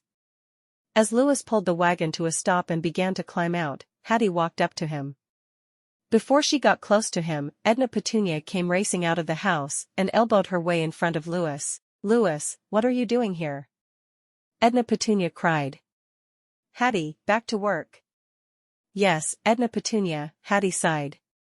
She returned to the clothesline, but she was close enough to overhear Louis's conversation with Edna Petunia. I received a new shipment of oranges, and I know how much you enjoy them. Louis gestured to a crate inside the wagon. Where would you like me to put them? Oh, thank you, Louis. Edna Petunia said. Follow me into the kitchen, I have just the spot. Louis gathered the crate from the wagon and walked behind Edna Petunia toward the house. As Edna Petunia passed by Hattie, she stopped. Hattie, you look so sad. Would an orange cheer you up? Hattie was too surprised to respond. Louis, give her an orange from the crate, Edna Petunia commanded. Louis quickly did as Edna Petunia had requested. Thank you, Hattie said gratefully. You're welcome, Louis replied. Edna Petunia continued into the house. Before Louis followed her, he handed Hattie a folded slip of paper. Don't tell anyone I gave you this. Hattie took the paper in confusion. Edna Petunia called back to Louis from the front door. This way, Louis. I don't have all day. Louis looked terrified. Don't show this to your parents. Hattie nodded quickly, even though she had no idea what Louis was talking about. Louis raced after Edna Petunia. Hattie could hear the oranges bouncing around in the crate as he ran toward the house. Hattie set her orange down near where she was folding the laundry to save it for later. She unfolded the piece of paper Louis had given her. What could be so important that it would be in a note that she wasn't allowed to tell anyone about? Her heart raced as she saw the sloping signature at the bottom of the page, Will Hart. He hadn't forgotten about her after all. Maybe there was still hope. As Hattie read the letter, her heart sank. Will was once again asking her to risk everything by seeing him one last time at the final Wild West show, before the troupe left Bagley. Hattie yearned to see Will again and give him a proper send-off, but there was no way her parents would allow her out of the house for any reason, let alone to see a man she was forbidden to see perform in a rodeo. Still, she had to admit that Will's words were persuasive. Hattie, I enjoyed our moonlight picnic more than you will ever know. You are smart, funny, and kind, not to mention beautiful. In my many travels, I have never met a woman like you. I understand that your devotion to your family will prevent you from joining me on the road. It's the biggest regret of my life that we can't be together, but I admire your strength of character and conviction to stay with your family. I hope very much that you will consider seeing me one last time at the final Wild West show tonight. It would mean a lot to me if you met me near the tents just before the performance begins. If you cannot come, please know that I will never stop loving you, Hattie Sanders. Will Hart. Love. Will still loved her. Hattie couldn't believe it. She wanted to stow away in Louis's wagon and ask him to drop her off at the fairgrounds then and there so she could declare her love for him, too. Edna Petunia and Louis came out of the house, and Hattie quickly folded the letter and looked around for a place to put it. Not finding one, she stuffed it into her bosom. Edna Petunia eyed her suspiciously. Hattie, you don't look like you're folding laundry. Just taking a break to stretch, Edna Petunia. Hattie called back. She made a show out of holding her arms out to the sides and waving them around. Edna Petunia shook her head. I don't know what's gotten into that bastard, she said loudly. Louis coughed. He knew that Edna Petunia had some peculiarities of speech, but that one in particular he had never fully gotten used to. I had better get back to the mercantile. It was awfully nice of you to come just to bring me oranges, Edna Petunia said. Suddenly, she turned sharply and looked back and forth between Hattie and Louis. You said the shipment came in today? Louis fidgeted. Yes, ma'am. I thought Hattie told me that shipments only come on the days she works. And today's not one of her normal days. Edna Petunia spoke in an accusatory tone. Louis swallowed hard. He was in trouble now. Edna Petunia and Cletus had always treated him kindly, but he had heard enough stories about the Sanders family to know that he did not want to find out what happened when you were on their bad side. Louis stammered. Hattie thought quickly, hoping to come up with a solution to Edna Petunia's question, but she had bent the truth so frequently in the past few days, she had nothing left. Louis backed up toward the wagon. I see what's going on here, Edna Petunia declared, planting her hands firmly on her hips. Hattie looked down at the ground mournfully. She had already been punished more severely than her parents had ever disciplined any of her sisters before. Was Edna Petunia about to make it worse? Instead, Edna Petunia began to chuckle. You came here to see Hattie and make sure she was doing all right. You've been worried about her since Teresa has been working at the store. That's it, isn't it? Louis let out a deep breath of relief. Yes. That's it. Hattie nodded.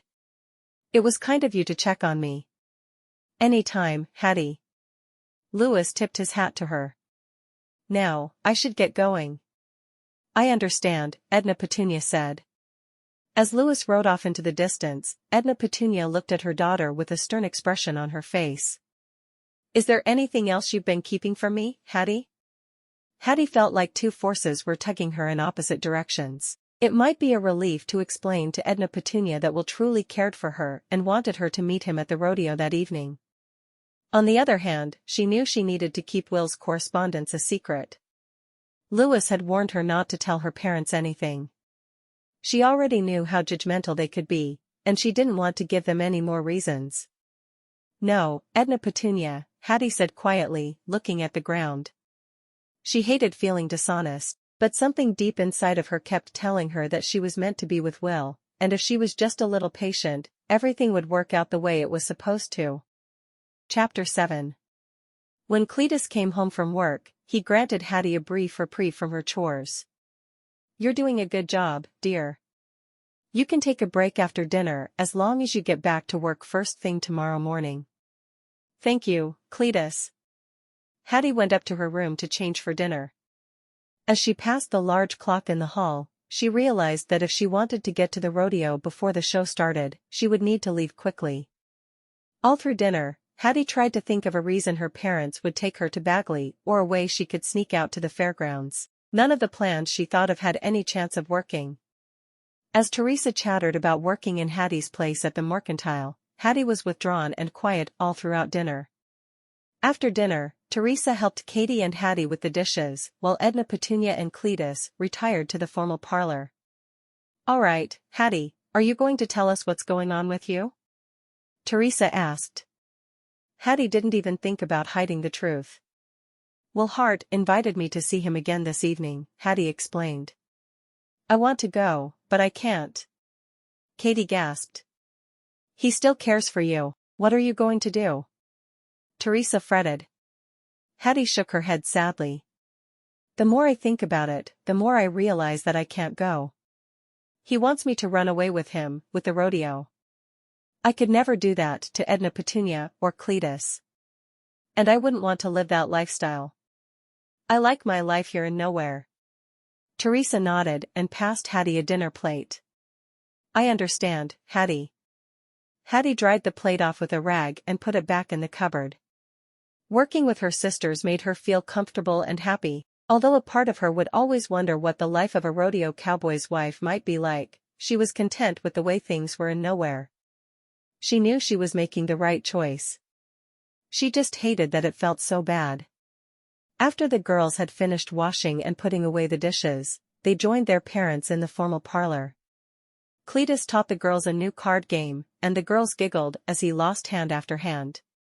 Teresa won easily, but Cletus declared it beginner's luck. Hattie's heart sang as she looked around at her family. Back at the orphanage, she would have never thought a home like this was a possibility. It was hard to say no to Will Hart, but she knew it was the right thing to do to choose her family. Soon, Hattie found herself yawning and excused herself to her room. She fell asleep quickly, but soon, she dreamed restlessly. In her dreams, she was in the middle of an arena, and the entire town was looking at her and laughing, making fun of her. Hattie looked down at the ground, and there was Will Hart, lying on the ground, howling in pain. Hattie kept trying to ask Will what was wrong, but he wouldn't answer. Hattie woke up from the dream in a sweat.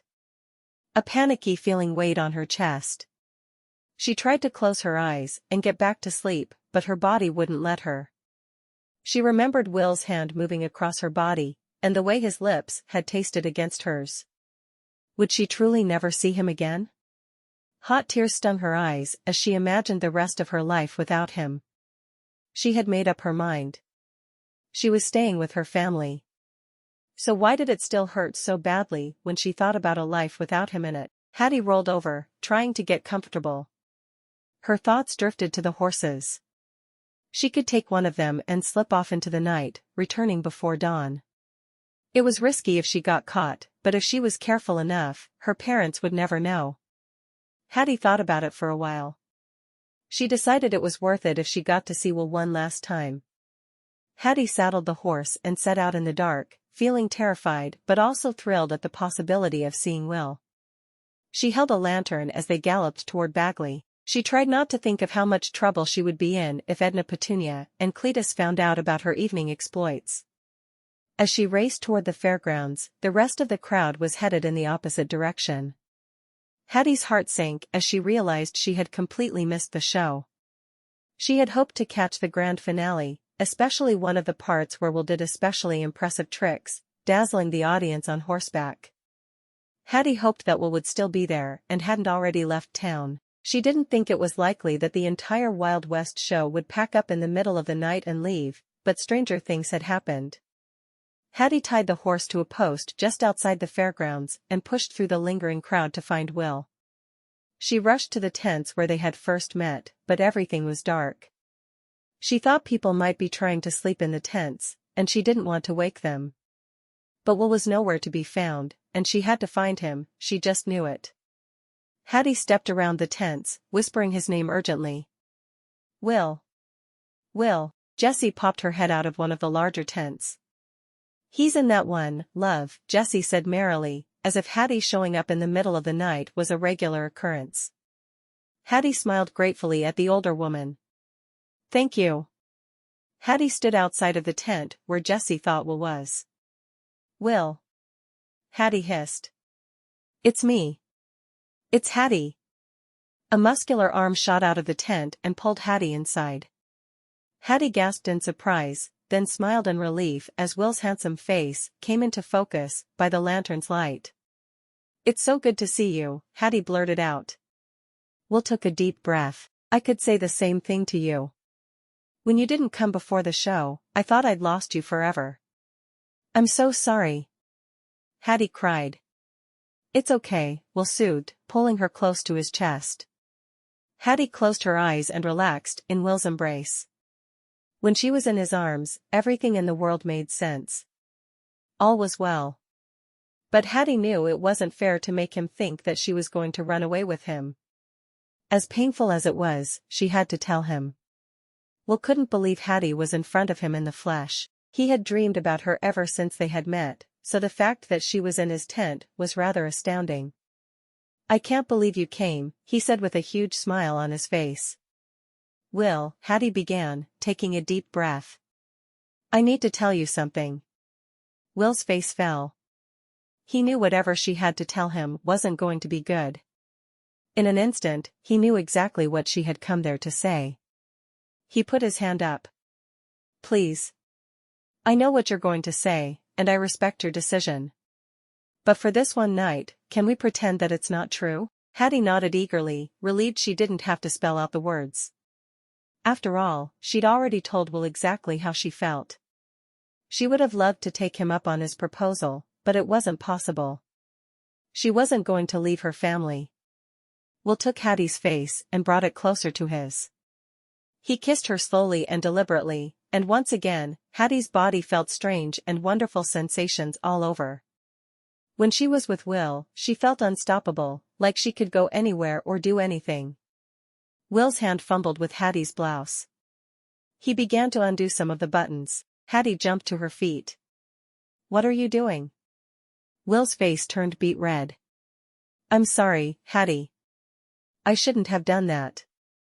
I got carried away. Hattie felt unexpected tears cloud her vision. You're right. You shouldn't have done that. She turned and rushed out of the tent. Will followed after her as she ran toward the entrance to the fairgrounds. Wait, Hattie. Please. Hattie shook her head as she ran. The truth was, she was terrified by how powerful her feelings for Will were. She couldn't trust herself to stay in that tent any longer than she had. She longed to feel his touch in new and different ways. The way a wife might feel a husband's touch. But Edna, Petunia and Cletus had made it clear that Will and Hattie would never be husband and wife. There was no point in temptation and making a bad decision she could never take back. Hattie untied the horse and hopped on. Will was about to mount his horse, but Hattie held her hand up. Please, Will, just stop. I need to be alone. Will saw Hattie's expression and knew she was serious. He respected her wishes and nodded. I love you, Hattie Sanders. Will called after her. Hattie wiped the tears from her face with one hand as she steered the horse back toward nowhere. She couldn't believe all she had risked for a man she barely knew. She didn't know much about rodeos, but she knew one thing for sure, cowboys only led to broken hearts. When Hattie approached the Sanders house, she was quiet as a mouse as she returned the horse to its original spot in the stable and crept through the back door. She sneaked up the staircase as softly as possible and slipped into her room. It seemed like everyone else in the house was sound asleep, and Hattie was grateful for it. As she changed into her nightgown, she replayed the evening's events over and over again in her head. The feelings she experienced with Will were beyond comparison. She wished she could do that every day for the rest of her life. But she also was afraid of what Cletus had said. He didn't have a high opinion of Will or his friends who worked in the Wild West show. Could Hattie really trust Will? It was all too much to think about as she tried to go to sleep. She rolled over, unable to get comfortable in the dark. Thoughts kept racing through her mind. What was she going to do? Will Hart shined his shoes with a rag over and over again outside the tents. "Son, if you're not careful, you'll shine that shoe into smithereens," Robert remarked. "You should be packing," Jessie chided. "You don't want Mr. Ingalls to leave town without you, do you?" Mr. Ingalls was the owner and operator of the Wild West show. Each day, he sold tickets and collected payments, and each night, he announced all of the acts. He was a good man, but he also was prone to drinking, and sometimes that meant he got behind in his payments to some of the performers. After the final show in each town, Mr. Ingalls would lead a caravan of horses and wagons the following morning and set off for the next stop on the rodeo tour. Will had a tendency to sleep in, and Mr. Ingalls often threatened to leave him behind. Will grinned confidently. "He won't leave without me." Jessie swatted at Will's head, but she was smiling. "How'd you get so full of yourself, Will?" "It certainly wasn't under my watch." Will simply shrugged, continuing to polish the shoes. "I can't take it any longer." Robert sighed dramatically. "Why is it so important that your shoes be perfect?" Will took a deep breath. "I'm going into town." Will was afraid to be more specific. He didn't want to bring any bad luck to his trip to nowhere. His mission was already an uphill battle at best. He didn't need any other pressure. Will finished shining and stood up. He tipped his hat. "Wish me luck." "For what?" Jessie wondered out loud. "Good luck, I guess," Robert put in. Will chuckled and waved goodbye. He walked to the makeshift stables where they kept the horses and found Cranapple, his trustiest steed. "Ready for a journey?" Will asked Cranapple as he let her out of her stall. He took an apple out of his bag and fed it to her. Cranapple licked his face happily. Will found a saddle and placed it on Cranapple's back, then mounted the glossy brown horse. "Here goes nothing," Will whispered as they set off. The trip to nowhere seemed long and uneventful. Will considered turning back more than once, the nerves nearly overtaking him, but they carried forward. When they arrived in nowhere, Will searched the storefronts for the one he was looking for. He saw a bank, an ice cream parlor, an auction house, a mercantile, and other establishments. Finally, his eyes came to a stop on a nondescript door with a small sign out front, "Town Judge." Will tied Cranapple to a post and gave her some water from the flask he'd packed. He patted her. "Wish me luck, girl." He walked toward the door and knocked on it. To Will's surprise, a young man opened the door. "How can I help you?" Will's nerves returned. "I'm looking for Hattie Sanders." "Am I in the right place?" The man smiled and held the door open wider. "You sure are. Come on in." Will stepped through the entryway and saw Cletus sitting at a large table. When Cletus saw Will, he immediately frowned. "What are you doing here? Shouldn't you be gallivanting around upside down on a horse?" Will fought the urge to fire back a sarcastic retort. He was determined to keep calm. No matter what Cletus said to him, he would focus on the reason he had come here in the first place. "I'd like to talk to you." Timothy Parker shoved his hands into his pockets. He didn't know who the one-armed man in front of him was, but he could have cut the tension between the stranger and Cletus with a butter knife. "I'm going to run an errand. I'll give you two some time." He nodded to Cletus and walked out the door. Will looked at the table. "May I sit down, sir?" Cletus frowned. "Fine. I don't have all day, though. I have strong feelings for your daughter, Judge Sanders, Will began. He had learned from some of the locals who had visited the fairgrounds that Cletus was the town judge and that he suffered no fools. Will hoped he could prove to Cletus that he was worthy of his daughter. You'll have to be more specific, Cletus grunted, holding up some newspaper in front of his face. I intend to marry Hattie, Will said boldly. It was just like his work with horses. He had to be confident, to say what he meant and mean what he said. Cletus laughed. I'm not sure why you're sharing your hopes and dreams with me. Will sighed. The old man was going to make this difficult. I know you have some issues with my profession. An angry look flashed across Cletus's face. I don't have issues. Your profession has issues. Will softened his tone. Sir, I know Hattie holds you and your wife in the highest regard. If you would just give me a chance. Cletus held a hand up. I've heard enough. Will couldn't contain his temper any longer. If you have a problem with me, tell me what it is. Cletus stood up. I think men who join the rodeo have never truly grown up. The Wild West show is fun to go see, but it's not the lifestyle I want for one of my daughters. I don't think you'd be able to give Hattie the life she deserves. Will took all of this in, trying to figure out what to say in response. I understand your concern, sir. I want what's best for Hattie, just the same as you. Cletus fixed his gaze on Will. That's hard for me to believe, son. For instance, where would you live? There are tents, sir. Other couples live in the tents, and the wives travel with us each time we change towns. As the words poured out of Will's mouth, he realized it didn't sound like a very stable life. And I expect you'd bring children into these tents? Cletus looked as though he was going to burst into laughter. Will fought back a swell of emotion. He knew he had a lot he could offer Hattie, but he was having trouble finding the right words to explain it to Cletus. The thing is, Will stammered. Cletus waited impatiently. Will finally blurted out what was in his heart. I love your daughter. I want to be with her. I swear to you, I'll do everything in my power to give her everything she could ever want in life. I may not know how or when that will happen, but you have my word, it will happen. Cletus stopped scowling. He worried he was becoming soft in his old age, because in that moment, he bore no ill will toward Will Hart. The young man clearly had feelings for Hattie, and Cletus didn't blame him.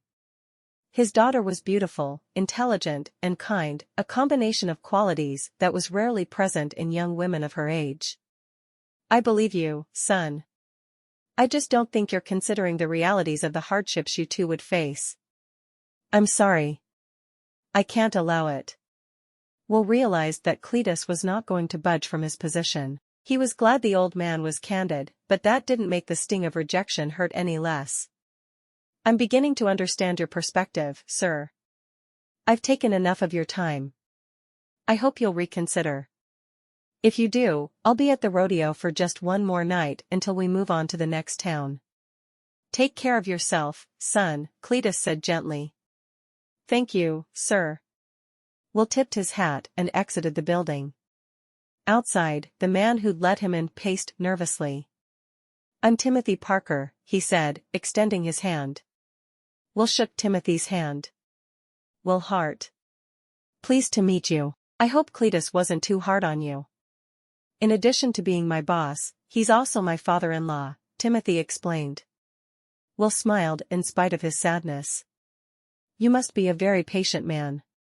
Timothy shrugged. I don't know about that. But I do know that Cletus's bark is worse than his bite. I hope you don't take it personally. I appreciate it, Will said cordially. Unfortunately, Cletus doesn't much care for me, and I don't see that changing any time soon. Timothy wore a pained expression. I'm sorry to hear that. Will forced a grin. Well, you can't win 'em all. I apologize for disrupting your day. Take care. Timothy nodded quickly. You as well. Will untied and skillfully mounted Cranapple. Together, they set off for the fairgrounds. He hadn't even started packing yet, and he was responsible for the gear and equipment used during the show in addition to his own belongings. It was going to be a long day. Chapter 8. When Cletus returned home from work that evening, he found Edna Petunia waiting for him outside. Edna Petunia gestured inside the house. "We have a problem." Cletus's heart clenched. "What kind of problem?" Edna Petunia chuckled and swatted his arm. "Probably not whatever you're thinking." Cletus followed Edna Petunia into the house, scared of what awaited him inside. As his mind flitted through worst-case scenarios, he saw Hattie, sadly sweeping a dust rag back and forth in the entryway. "That's the problem," Edna Petunia whispered. Cletus was confused. "Hi, Hattie." Hattie paused. "Hi, Cletus," she said slowly, without any emotion. She resumed dusting, moving like molasses. Edna Petunia shrugged. "See? I told you." Edna Petunia led Cletus into the formal parlor. "What are we going to do?" Cletus had never seen Hattie so listless. "Have you tried talking to her?" "Of course I've tried talking to her," Edna Petunia exclaimed, indignant. "She seems to be broken-hearted over that one-armed cowboy. Poor little bastard. Speak of the devil, that cowboy came down to my office today, saying he intends to marry her." Cletus said grumpily, "Any man who would be in a traveling rodeo is a good-for-nothing troublemaker. I must admit, though, he was a looker." Edna Petunia looked into the distance dreamily. "Now I need to worry about you running off with the rodeo, too?" Cletus complained. "It's enough stress to give a man palpitations." "Oh, hush. Don't be so dramatic." Edna Petunia smirked. "No matter how handsome that cowboy might be, there's only one man in the world for me." Cletus grinned. After so many years of being alone, he truly had found his soulmate. He knew that he and Edna Petunia were very lucky. "Now, what are we going to do about Hattie?" Edna Petunia persisted. "I hate to say it, but I'm stumped," Cletus admitted. "I didn't realize the two of them cared for each other so deeply. I thought it was merely a passing crush." Edna Petunia nodded. "What did Will say when he came to see you?" Cletus thought back to the conversation. "He assured me that he was going to do everything he could to give Hattie everything she's ever wanted." "Wow. It sounds like he really does love her." Edna Petunia's heart went out to her daughter and Will. She knew what it was like to love someone but not be able to be with them due to circumstances. Her first love had died just before their wedding. She had lived decades of her life alone before she'd met Cletus, and she hoped Hattie wouldn't suffer a similar fate. "Do you think I've been too hard on him?" Cletus asked, cutting into Edna Petunia's thoughts. Edna Petunia considered her husband's question. "I know you were just trying to protect our Hattie." "That's right." Cletus sighed. "So why do I feel like I've made a terrible mistake?" Edna Petunia was surprised to hear her normally decisive husband sound so unsure. Cletus prided himself in his ability to consider all the angles of a situation and resolve them swiftly and fairly. That was one of the reasons the people of nowhere chose to elect him. "Maybe you need to sleep on it," Edna Petunia suggested. Cletus brought her hand to his lips and kissed it. "Thank you, my darling. I don't know what I'd do without you." In the entryway, Hattie dusted lethargically. Her parents' voices carried through the house, but she didn't mind that they were talking about her. She didn't mind anything. She just wanted to go to sleep. She didn't care if she ate dinner or not. All she wanted to do was to close her eyes and dream of things that had nothing to do with cowboys, rodeos, or weddings. No matter how hard she tried to focus on the dusting, her thoughts kept returning to Will Hart and his proposal. She wondered what he was doing at that very moment. She had overheard some men talking about how they were moving on to the next town in Texas. She imagined Will in another small town, performing and gaining the adoration and praise of all its citizens. She pictured young women throwing themselves at him after the show. For a man like Will Hart, she was sure women came as easily as water flowed through a winding river. As she thought about Will settling down with a pretty young woman, she did not cry. Her tears had come and gone. Now she felt numb. She didn't like thinking about Will moving on without her, but she felt helpless. There was nothing she could do. Hattie poured the little energy she had left into scrubbing with the dust rag. She dusted the door frames, the railings, the walls, everything she could think of. When she was done, she still had an hour to fill, before it was time for dinner. When Hattie was with Will, she felt young and alive. She was full of hope and the possibilities the future held. Now she felt hardened. She had nothing to look forward to. Was this what the rest of her life would be like? Chapter 9. And there's Aunt Hattie, Aunt Teresa, and Aunt Katie.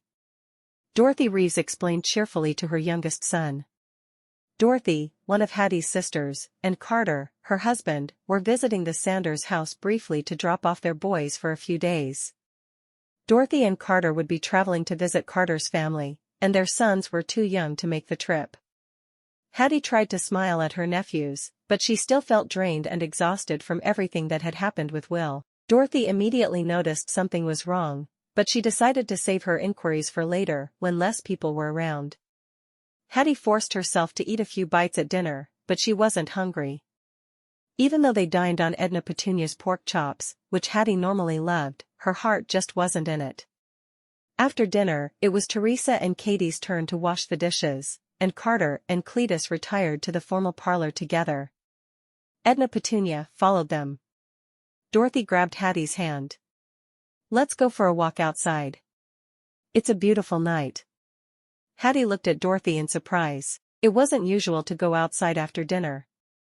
She didn't feel like making a fuss, so she quietly agreed. Once they were outside, Dorothy looked Hattie straight in the eyes.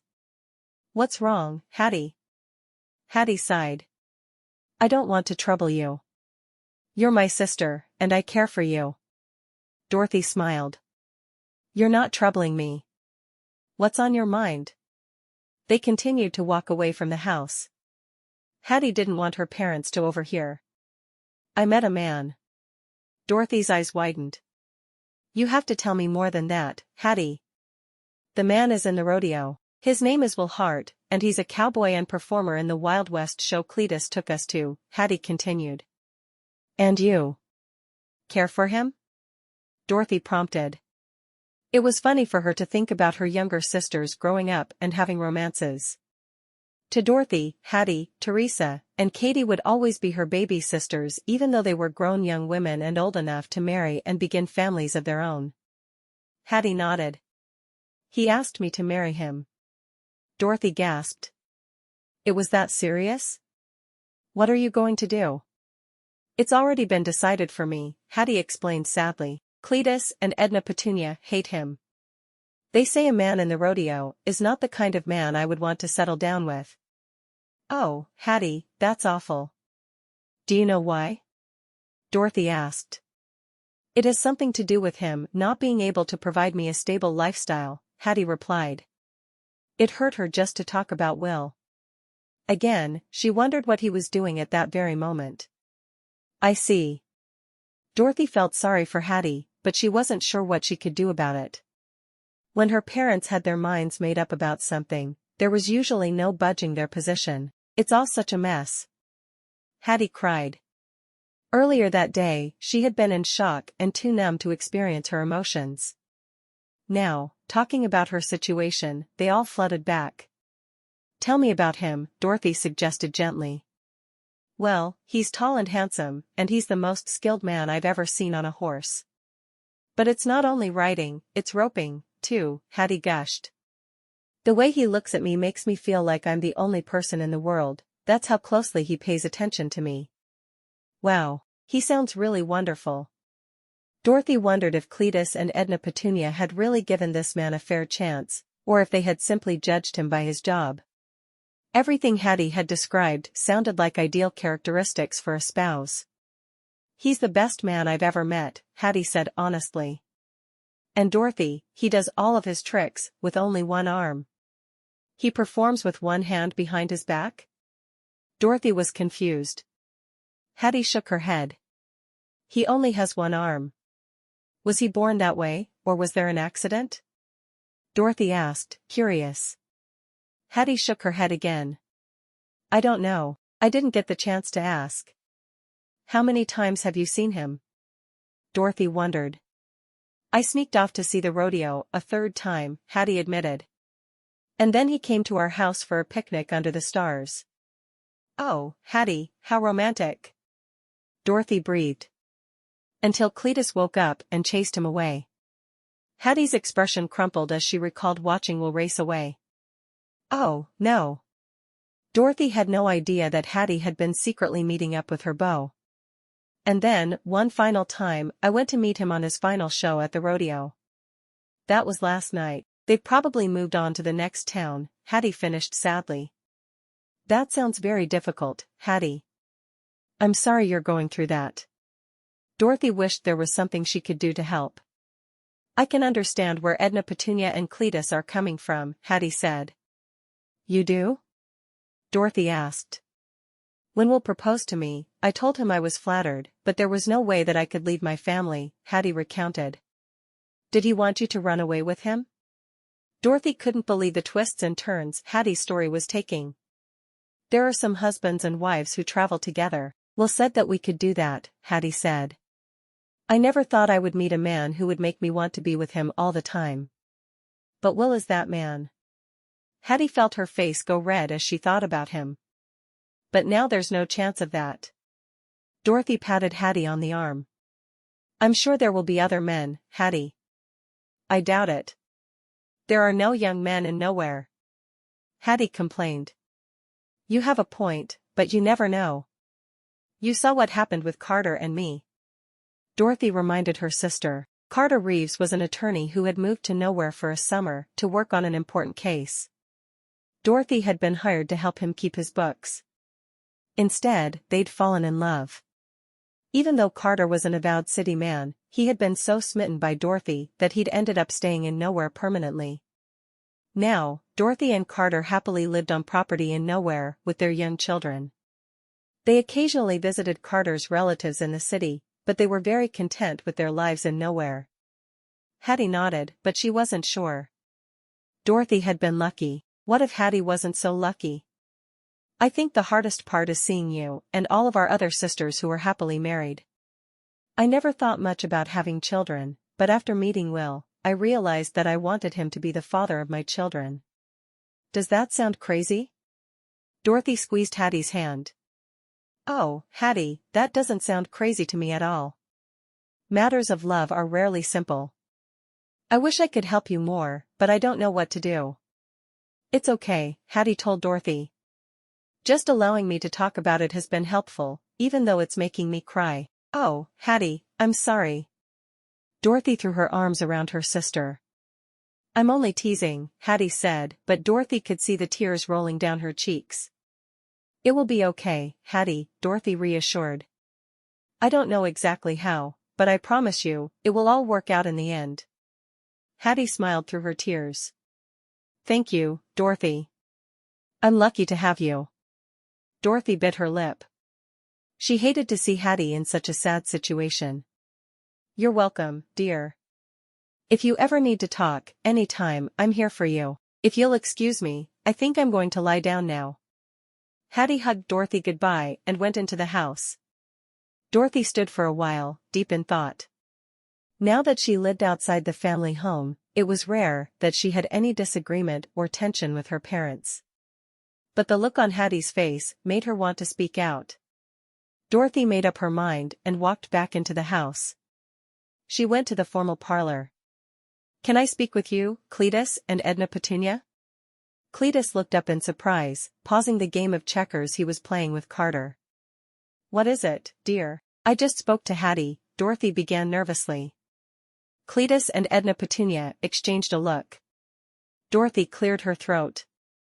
I think you've made a big mistake. Across town, Will Hart folded his clothes and stuffed them into his leather travel bag. It had taken him longer than anticipated to pack his personal belongings, and now he had to go out to the stable to pack all of the equipment for the horses.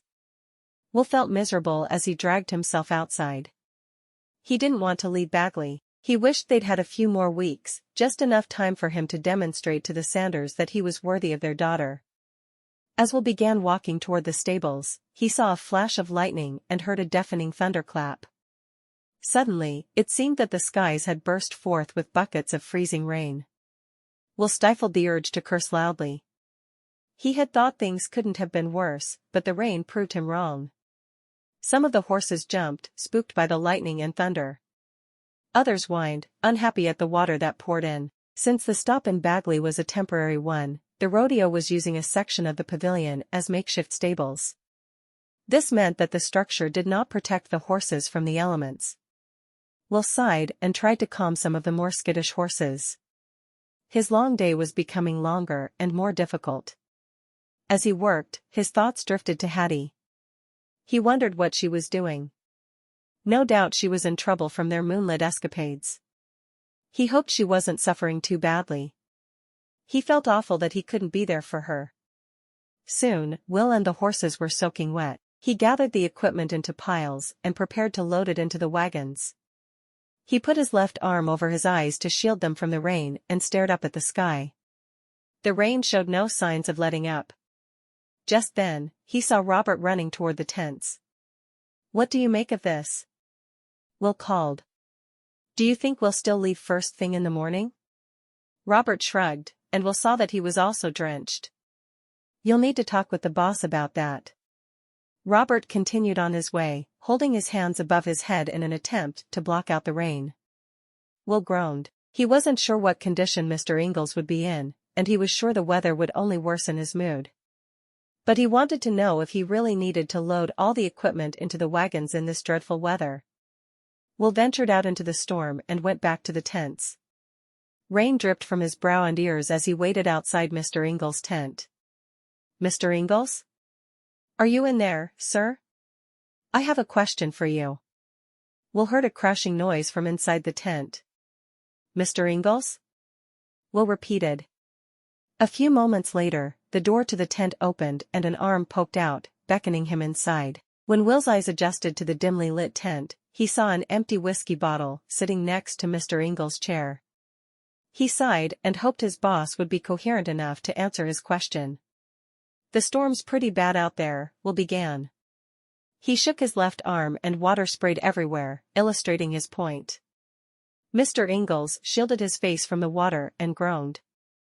"I'd like to know if you still plan on leaving town first thing in the morning. It's not looking like it's going to let up." Will took a deep breath. "Perhaps we could leave a little later, if conditions improve." Mr. Ingalls looked at Will sternly. "Son, you need to do as I say." "Yes, Mr. Ingalls," Will replied. Mr. Ingalls paused for a long time. Will waited patiently. But instead of saying something, Mr. Ingalls simply burst out laughing. Will was used to the rodeo owner's erratic behavior.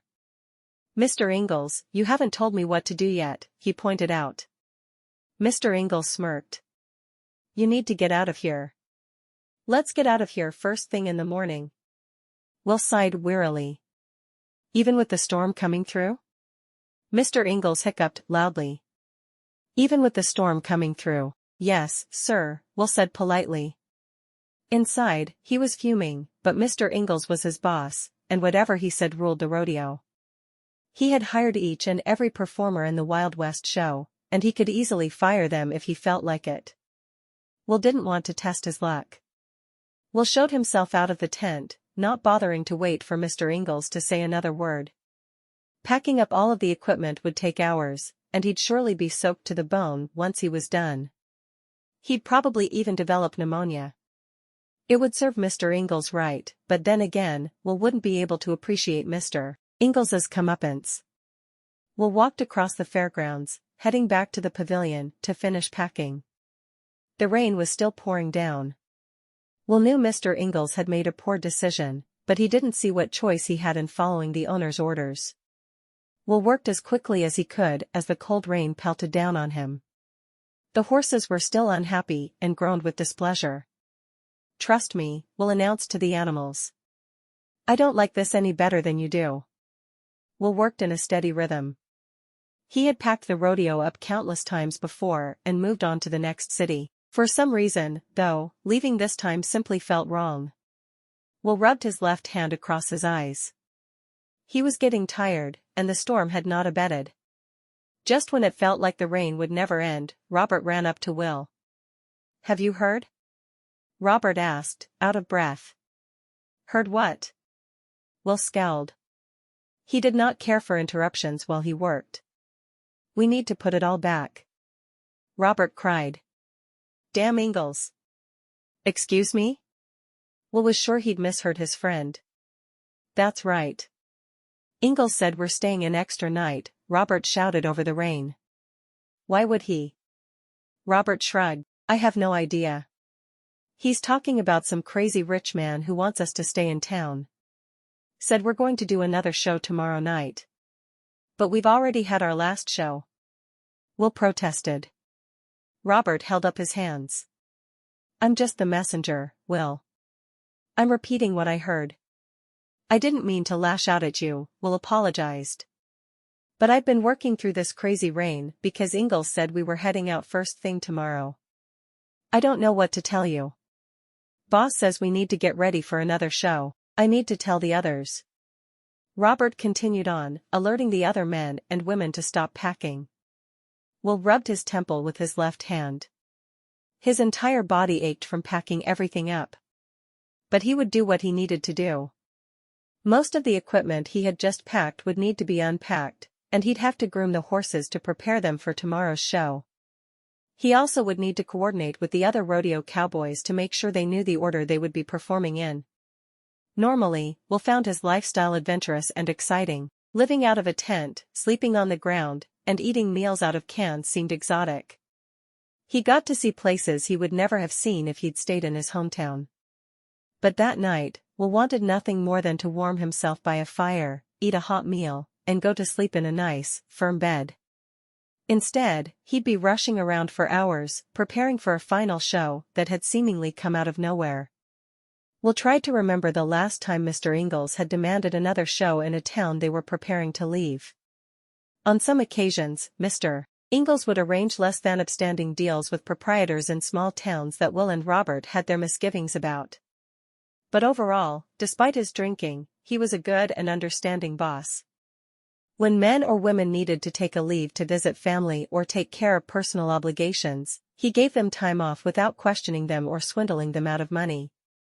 And sometimes, the extra shows he added through his deals gave him the ability to hire more workers, making everyone's load lighter. As Will pondered this, he remembered that Mr. Ingalls still owed him 4 months' pay. Since Will didn't have a wife or family to support, he didn't mind when Mr. Ingalls wasn't prepared to pay him on time. He allowed Mr. Ingalls to distribute pay to the men with mouths to feed or ailing parents they needed to send money to. He knew Mr. Ingalls would eventually catch up.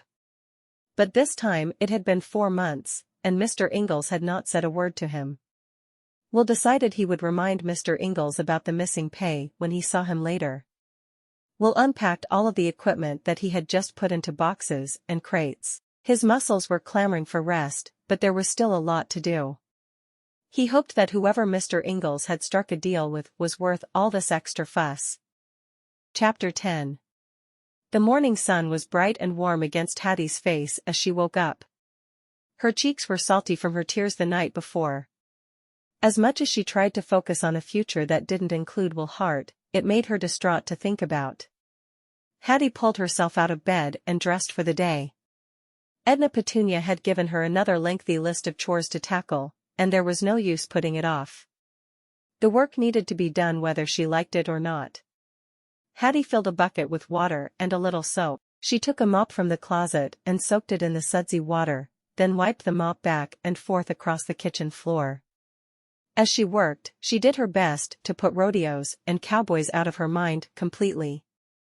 Since Teresa was at the mercantile, filling in for Hattie, Katie was responsible for watching Dorothy and Carter's children while they were out of town. As Hattie worked her way through her endless tasks, she would occasionally run into her nephews in the hallway. She smiled at them, and they hugged her, excited to see their Aunt Hattie. Hattie worked steadily throughout the day. As dinner approached, Cletus came home from work early. "I have a surprise," Cletus announced. Hattie barely looked up in interest. She was sweeping the floor in the entryway. But Katie came bounding toward the front door with the boys. What kind of surprise? Cletus winked, a strange grin spreading across his face.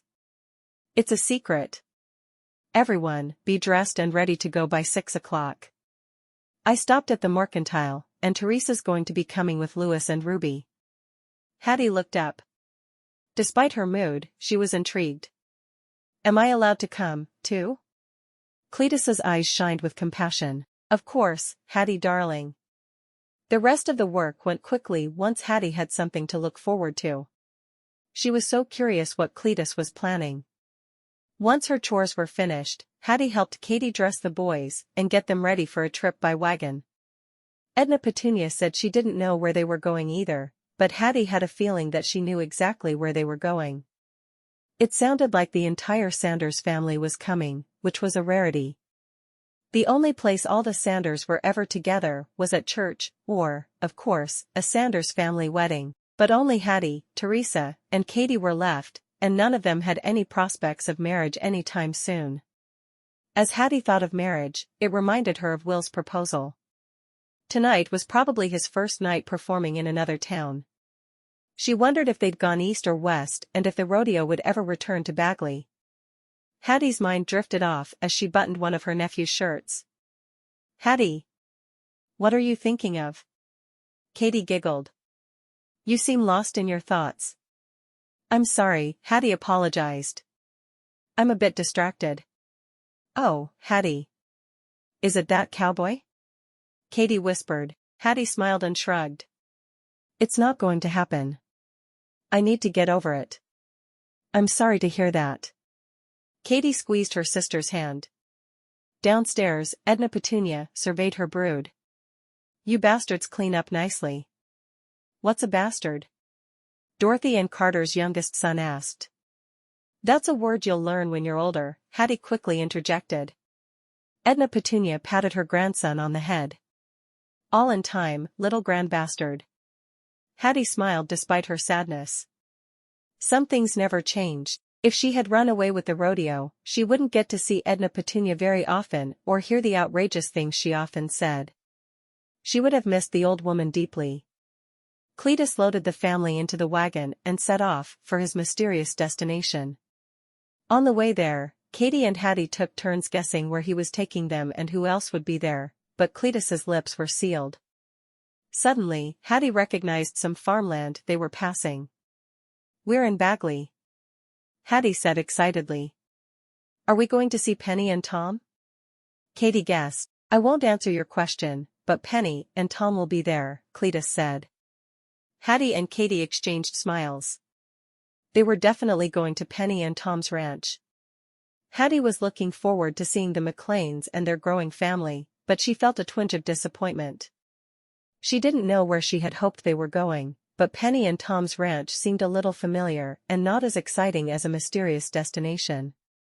To Hattie's surprise, Cletus passed the road they normally took to get to the McLean property. Instead, he drove onward for a few more miles and parked the wagon outside of the fairgrounds. Hattie saw each one of her sisters and their families standing outside the entrance. Hattie and Katie looked at Cletus in confusion. Surprise! Edna Petunia shrieked with laughter as she saw Hattie and Katie's faces. Still baffled, the girls climbed out of the wagon and helped their nephews climb out, too. Dorothy scooped up her boys. Thank you for keeping them safe. Aren't you supposed to be visiting Carter's family? Hattie asked. Dorothy looked at Carter and shared a secret smile. We had a slight change of plans. Then, Hattie noticed something else that was very odd. The Wild West show sign had been taken down, and she had assumed that the group had moved on to the next town. But instead of being abandoned, the fairground was buzzing with activity. Hattie heard the clop of hooves against dirt, heard music playing, and heard laughter coming from the pavilion. The place wasn't nearly as crowded as the last few times she had visited, but Hattie saw rows of wagons lined up at the entrance with the Wild West show emblazoned on the carriages. What is going on? Hattie thought to herself. Cletus and Edna Petunia each put a hand on Hattie's shoulders. Hattie, we owe you an apology, Cletus began. We didn't mean to jump to conclusions about Will. We just didn't want to lose you. You're one of our 15 favorite bastards. Edna Petunia grinned. Hattie nodded. I understand. To try to make it up to you, I spoke with the man who runs this rodeo and convinced him to stay in town an extra night. The rodeo's going to do a private show just for our family, Cletus announced. This way, you can say goodbye to your cowboy. Edna Petunia pointed out. Hattie's eyes filled with tears again, but this time, they were happy, overwhelmed tears. Thank you. She looked around at her entire family. She was so lucky to have each and every one of them. Well, what are you waiting for? Let's go. Edna Petunia cried. She began running toward the pavilion along with several of her grandchildren. Hattie was continually amazed at how spry her adoptive mother was. Inside the pavilion, Hattie's sisters excitedly chattered about the Wild West show. Only she, Katie, and Teresa had seen it. She couldn't wait to hear what they thought. The announcer came out. Tonight, we're doing something a little different. As you can see, the seats have not been filled. That's because we have the honor of conducting a private show for a distinguished family of the nearby town of Know-How. Edna Petunia stood up and hollered. Nowhere. Her shouts were drowned out by the stampede of hooves as the performers rushed onto the stage. A hush fell over the Sanders family as they watched the cowboys' speed and agility. Hattie felt a special rush in her stomach as Will lassoed a steer. Welcome to the Sanders family. The announcer's voice thundered around the pavilion. The Sanders family whooped and hollered. Hattie laughed. It had been very fun to see the rodeo as part of a larger crowd. Not once, but 3 times. Now she realized that seeing a private show for only her family members was even better. It was no surprise that the entire family was captivated by Will Hart in particular. They were thrilled as he lassoed, shot, and danced on horseback. When he disappeared midway throughout the show, one of Hattie's brothers-in-law actually shouted for his swift return. Backstage, Will raced toward Mr. Ingalls. Sir, I have a proposition for you, Will said seriously. Mr. Ingalls looked distracted. I need to go out to announce the next act. Just a minute, sir. Please.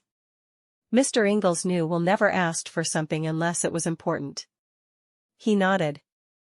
A few minutes later, confusion settled in over the Sanders family. Is this part of the show? Pastor Micah Barton, married to Hattie's sister Sarah Jane, asked. I'm not sure, Sarah Jane replied. I want that cowboy with one arm to come back. Jed yelled. S.H. Gertrude, Jed's librarian wife, smiled. To everyone's surprise, Jed's wish was promptly fulfilled. Will Hart raced to center stage. I apologize for the interruption, Will began in a loud voice that carried throughout the pavilion. He easily dismounted his horse. Hattie felt a flutter of nerves in her stomach, but she wasn't sure why. This trick had not been a part of the previous shows he'd seen. Was it new? You see, I love being a part of the rodeo. I've loved horses my entire life. It was my dream to work with them when I was old enough. Just as I became a man, I was in a bad accident. I lost something that night, but what was it?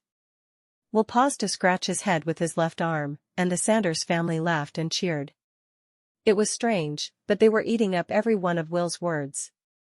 In all seriousness, Will continued. That was one of the most devastating nights of my life.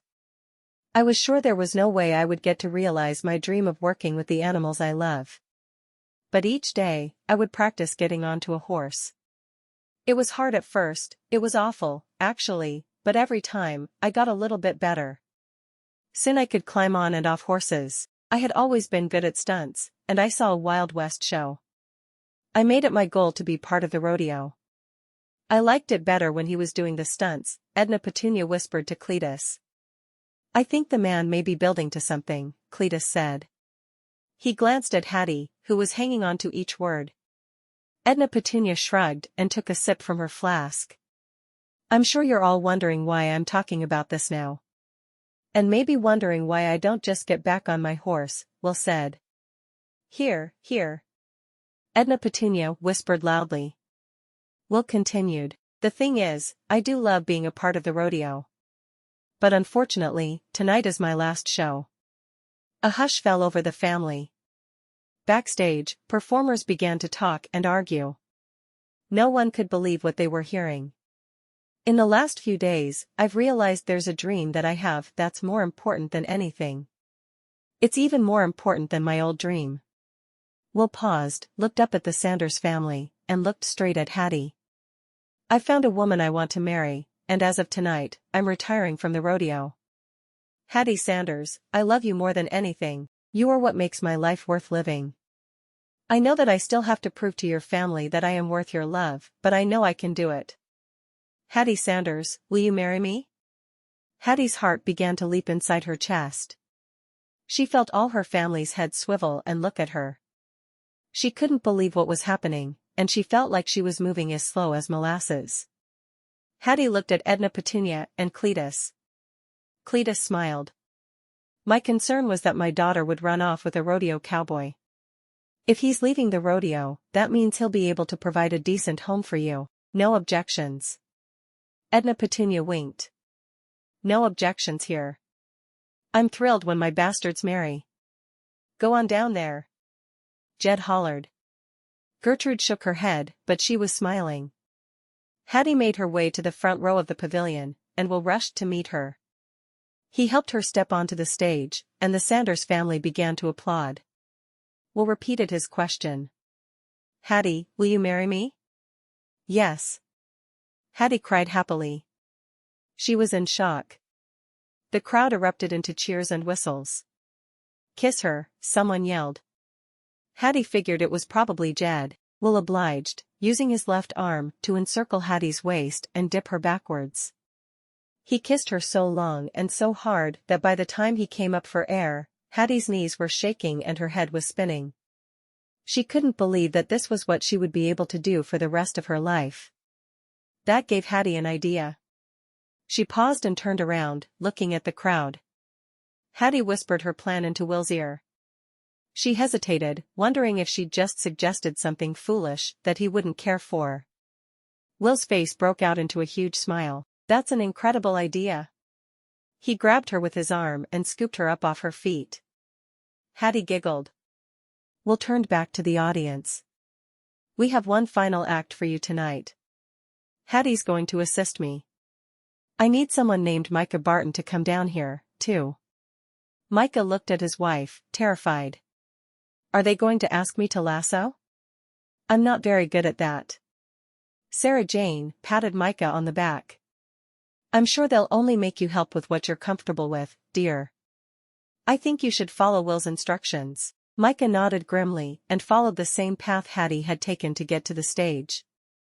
Once he was there, Will went to meet him and discussed some matters quietly while Hattie rushed backstage. As soon as Hattie was off stage, she saw a familiar and friendly face, Jessie. Will said you might be able to help me. She quickly explained the plan. Jessie's eyes lit up. I have just the thing. 20 minutes later, the Sanders family, especially the grandchildren, were getting restless. How long is this going to take? Carter whispered. Edna Petunia pulled peppermint sticks out of her bosom. Anyone want some peppermint candy? One of Penny's sons reached out for it, but Penny took his hand and gently guided it back. Not now, sweetheart. Edna Petunia shrugged and took one for herself, stuffing the rest of them back into her chest. They're delicious. Finally, Micah Barton took center stage. He looked stunned. Today, I will join Will Hart and Hattie Sanders in matrimony. Whistles, applause, and laughter filled the pavilion. Hattie could hear it from backstage, where she waited with Jessie. She slowly walked out, and the crowd was shocked into silence. Hattie had been transformed. She wore a white, full hoop skirt along with a fringed white jacket. Flowers had been woven through her hair, and someone had even dusted her cheeks with a bit of rouge. She looked practically unrecognizable from the sweet, simple girl who had arrived at the rodeo. Will clasped his chest as he saw his bride-to-be. She was truly breathtaking.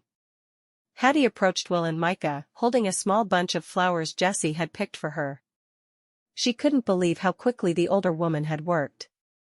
Micah smiled as Hattie walked up to the men. He began to recite the vows of matrimony, and soon, there wasn't a dry eye in the pavilion. "I now pronounce you husband and wife," Micah declared to thunderous applause.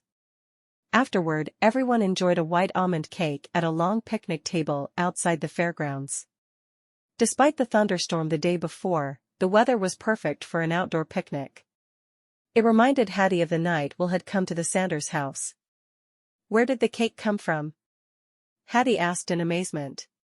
Dorothy smiled. "After we saw how taken you were with Will, Carter and I decided there was no way we could go to visit his relatives with you feeling so bad. We talked to Edna, Petunia, and Cletus, and they had the idea for this private rodeo show." Carter continued. "When Cletus suggested inviting the entire family, Dorothy and I spent the day going around to each of your sisters and their families. When we stopped to see Hope, she and Dorothy baked this cake together because we thought we'd be hungry after the show. We had no idea it would be a wedding cake." Dorothy laughed. "That was quite the surprise," Cletus admitted. Will smiled ruefully. "I saw an opportunity, and I took it." "And I'm very glad you did," Hattie put in. She stared around at her family. Everyone was talking, laughing, and joking with Will, as if he'd been part of the family for years, not minutes. She knew that everything had worked out exactly the way it was supposed to. She had Will, she had her family, and she had nowhere. What else could she possibly want? Epilogue, 7 months later.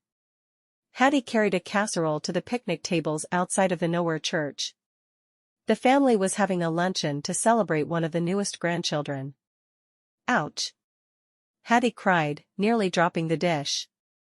Teresa rushed up to her and took the casserole from her. "Are you okay, Hattie?" Teresa asked anxiously. Hattie rubbed her swollen belly. "Thank you, Teresa. This baby sometimes seems like he or she is going to kick right out of my stomach." Hattie searched around for her husband. They had been so thrilled when Will had been able to use the money he'd earned in the rodeo to buy a parcel of land in Nowhere. She spotted him talking to Jed.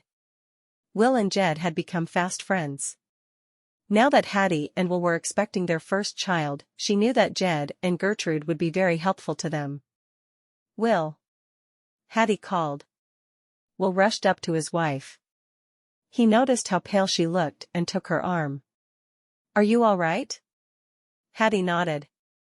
"I'll be fine. But this baby is definitely your child. I think he or she is doing flips right now." Will chuckled and rubbed Hattie's stomach. "Start em young, that's what I like to say." Hattie pretended to make a face. "We'll just have to see about that." Will smiled and kissed her cheek, and Hattie felt a sense of calm spread over her. No matter how much pain this baby might bring her, she knew the child would also bring her joy and an everlasting connection to the man she loved. As she looked out across the beautiful Nowhere day, Hattie sighed. Everything was just as it should be,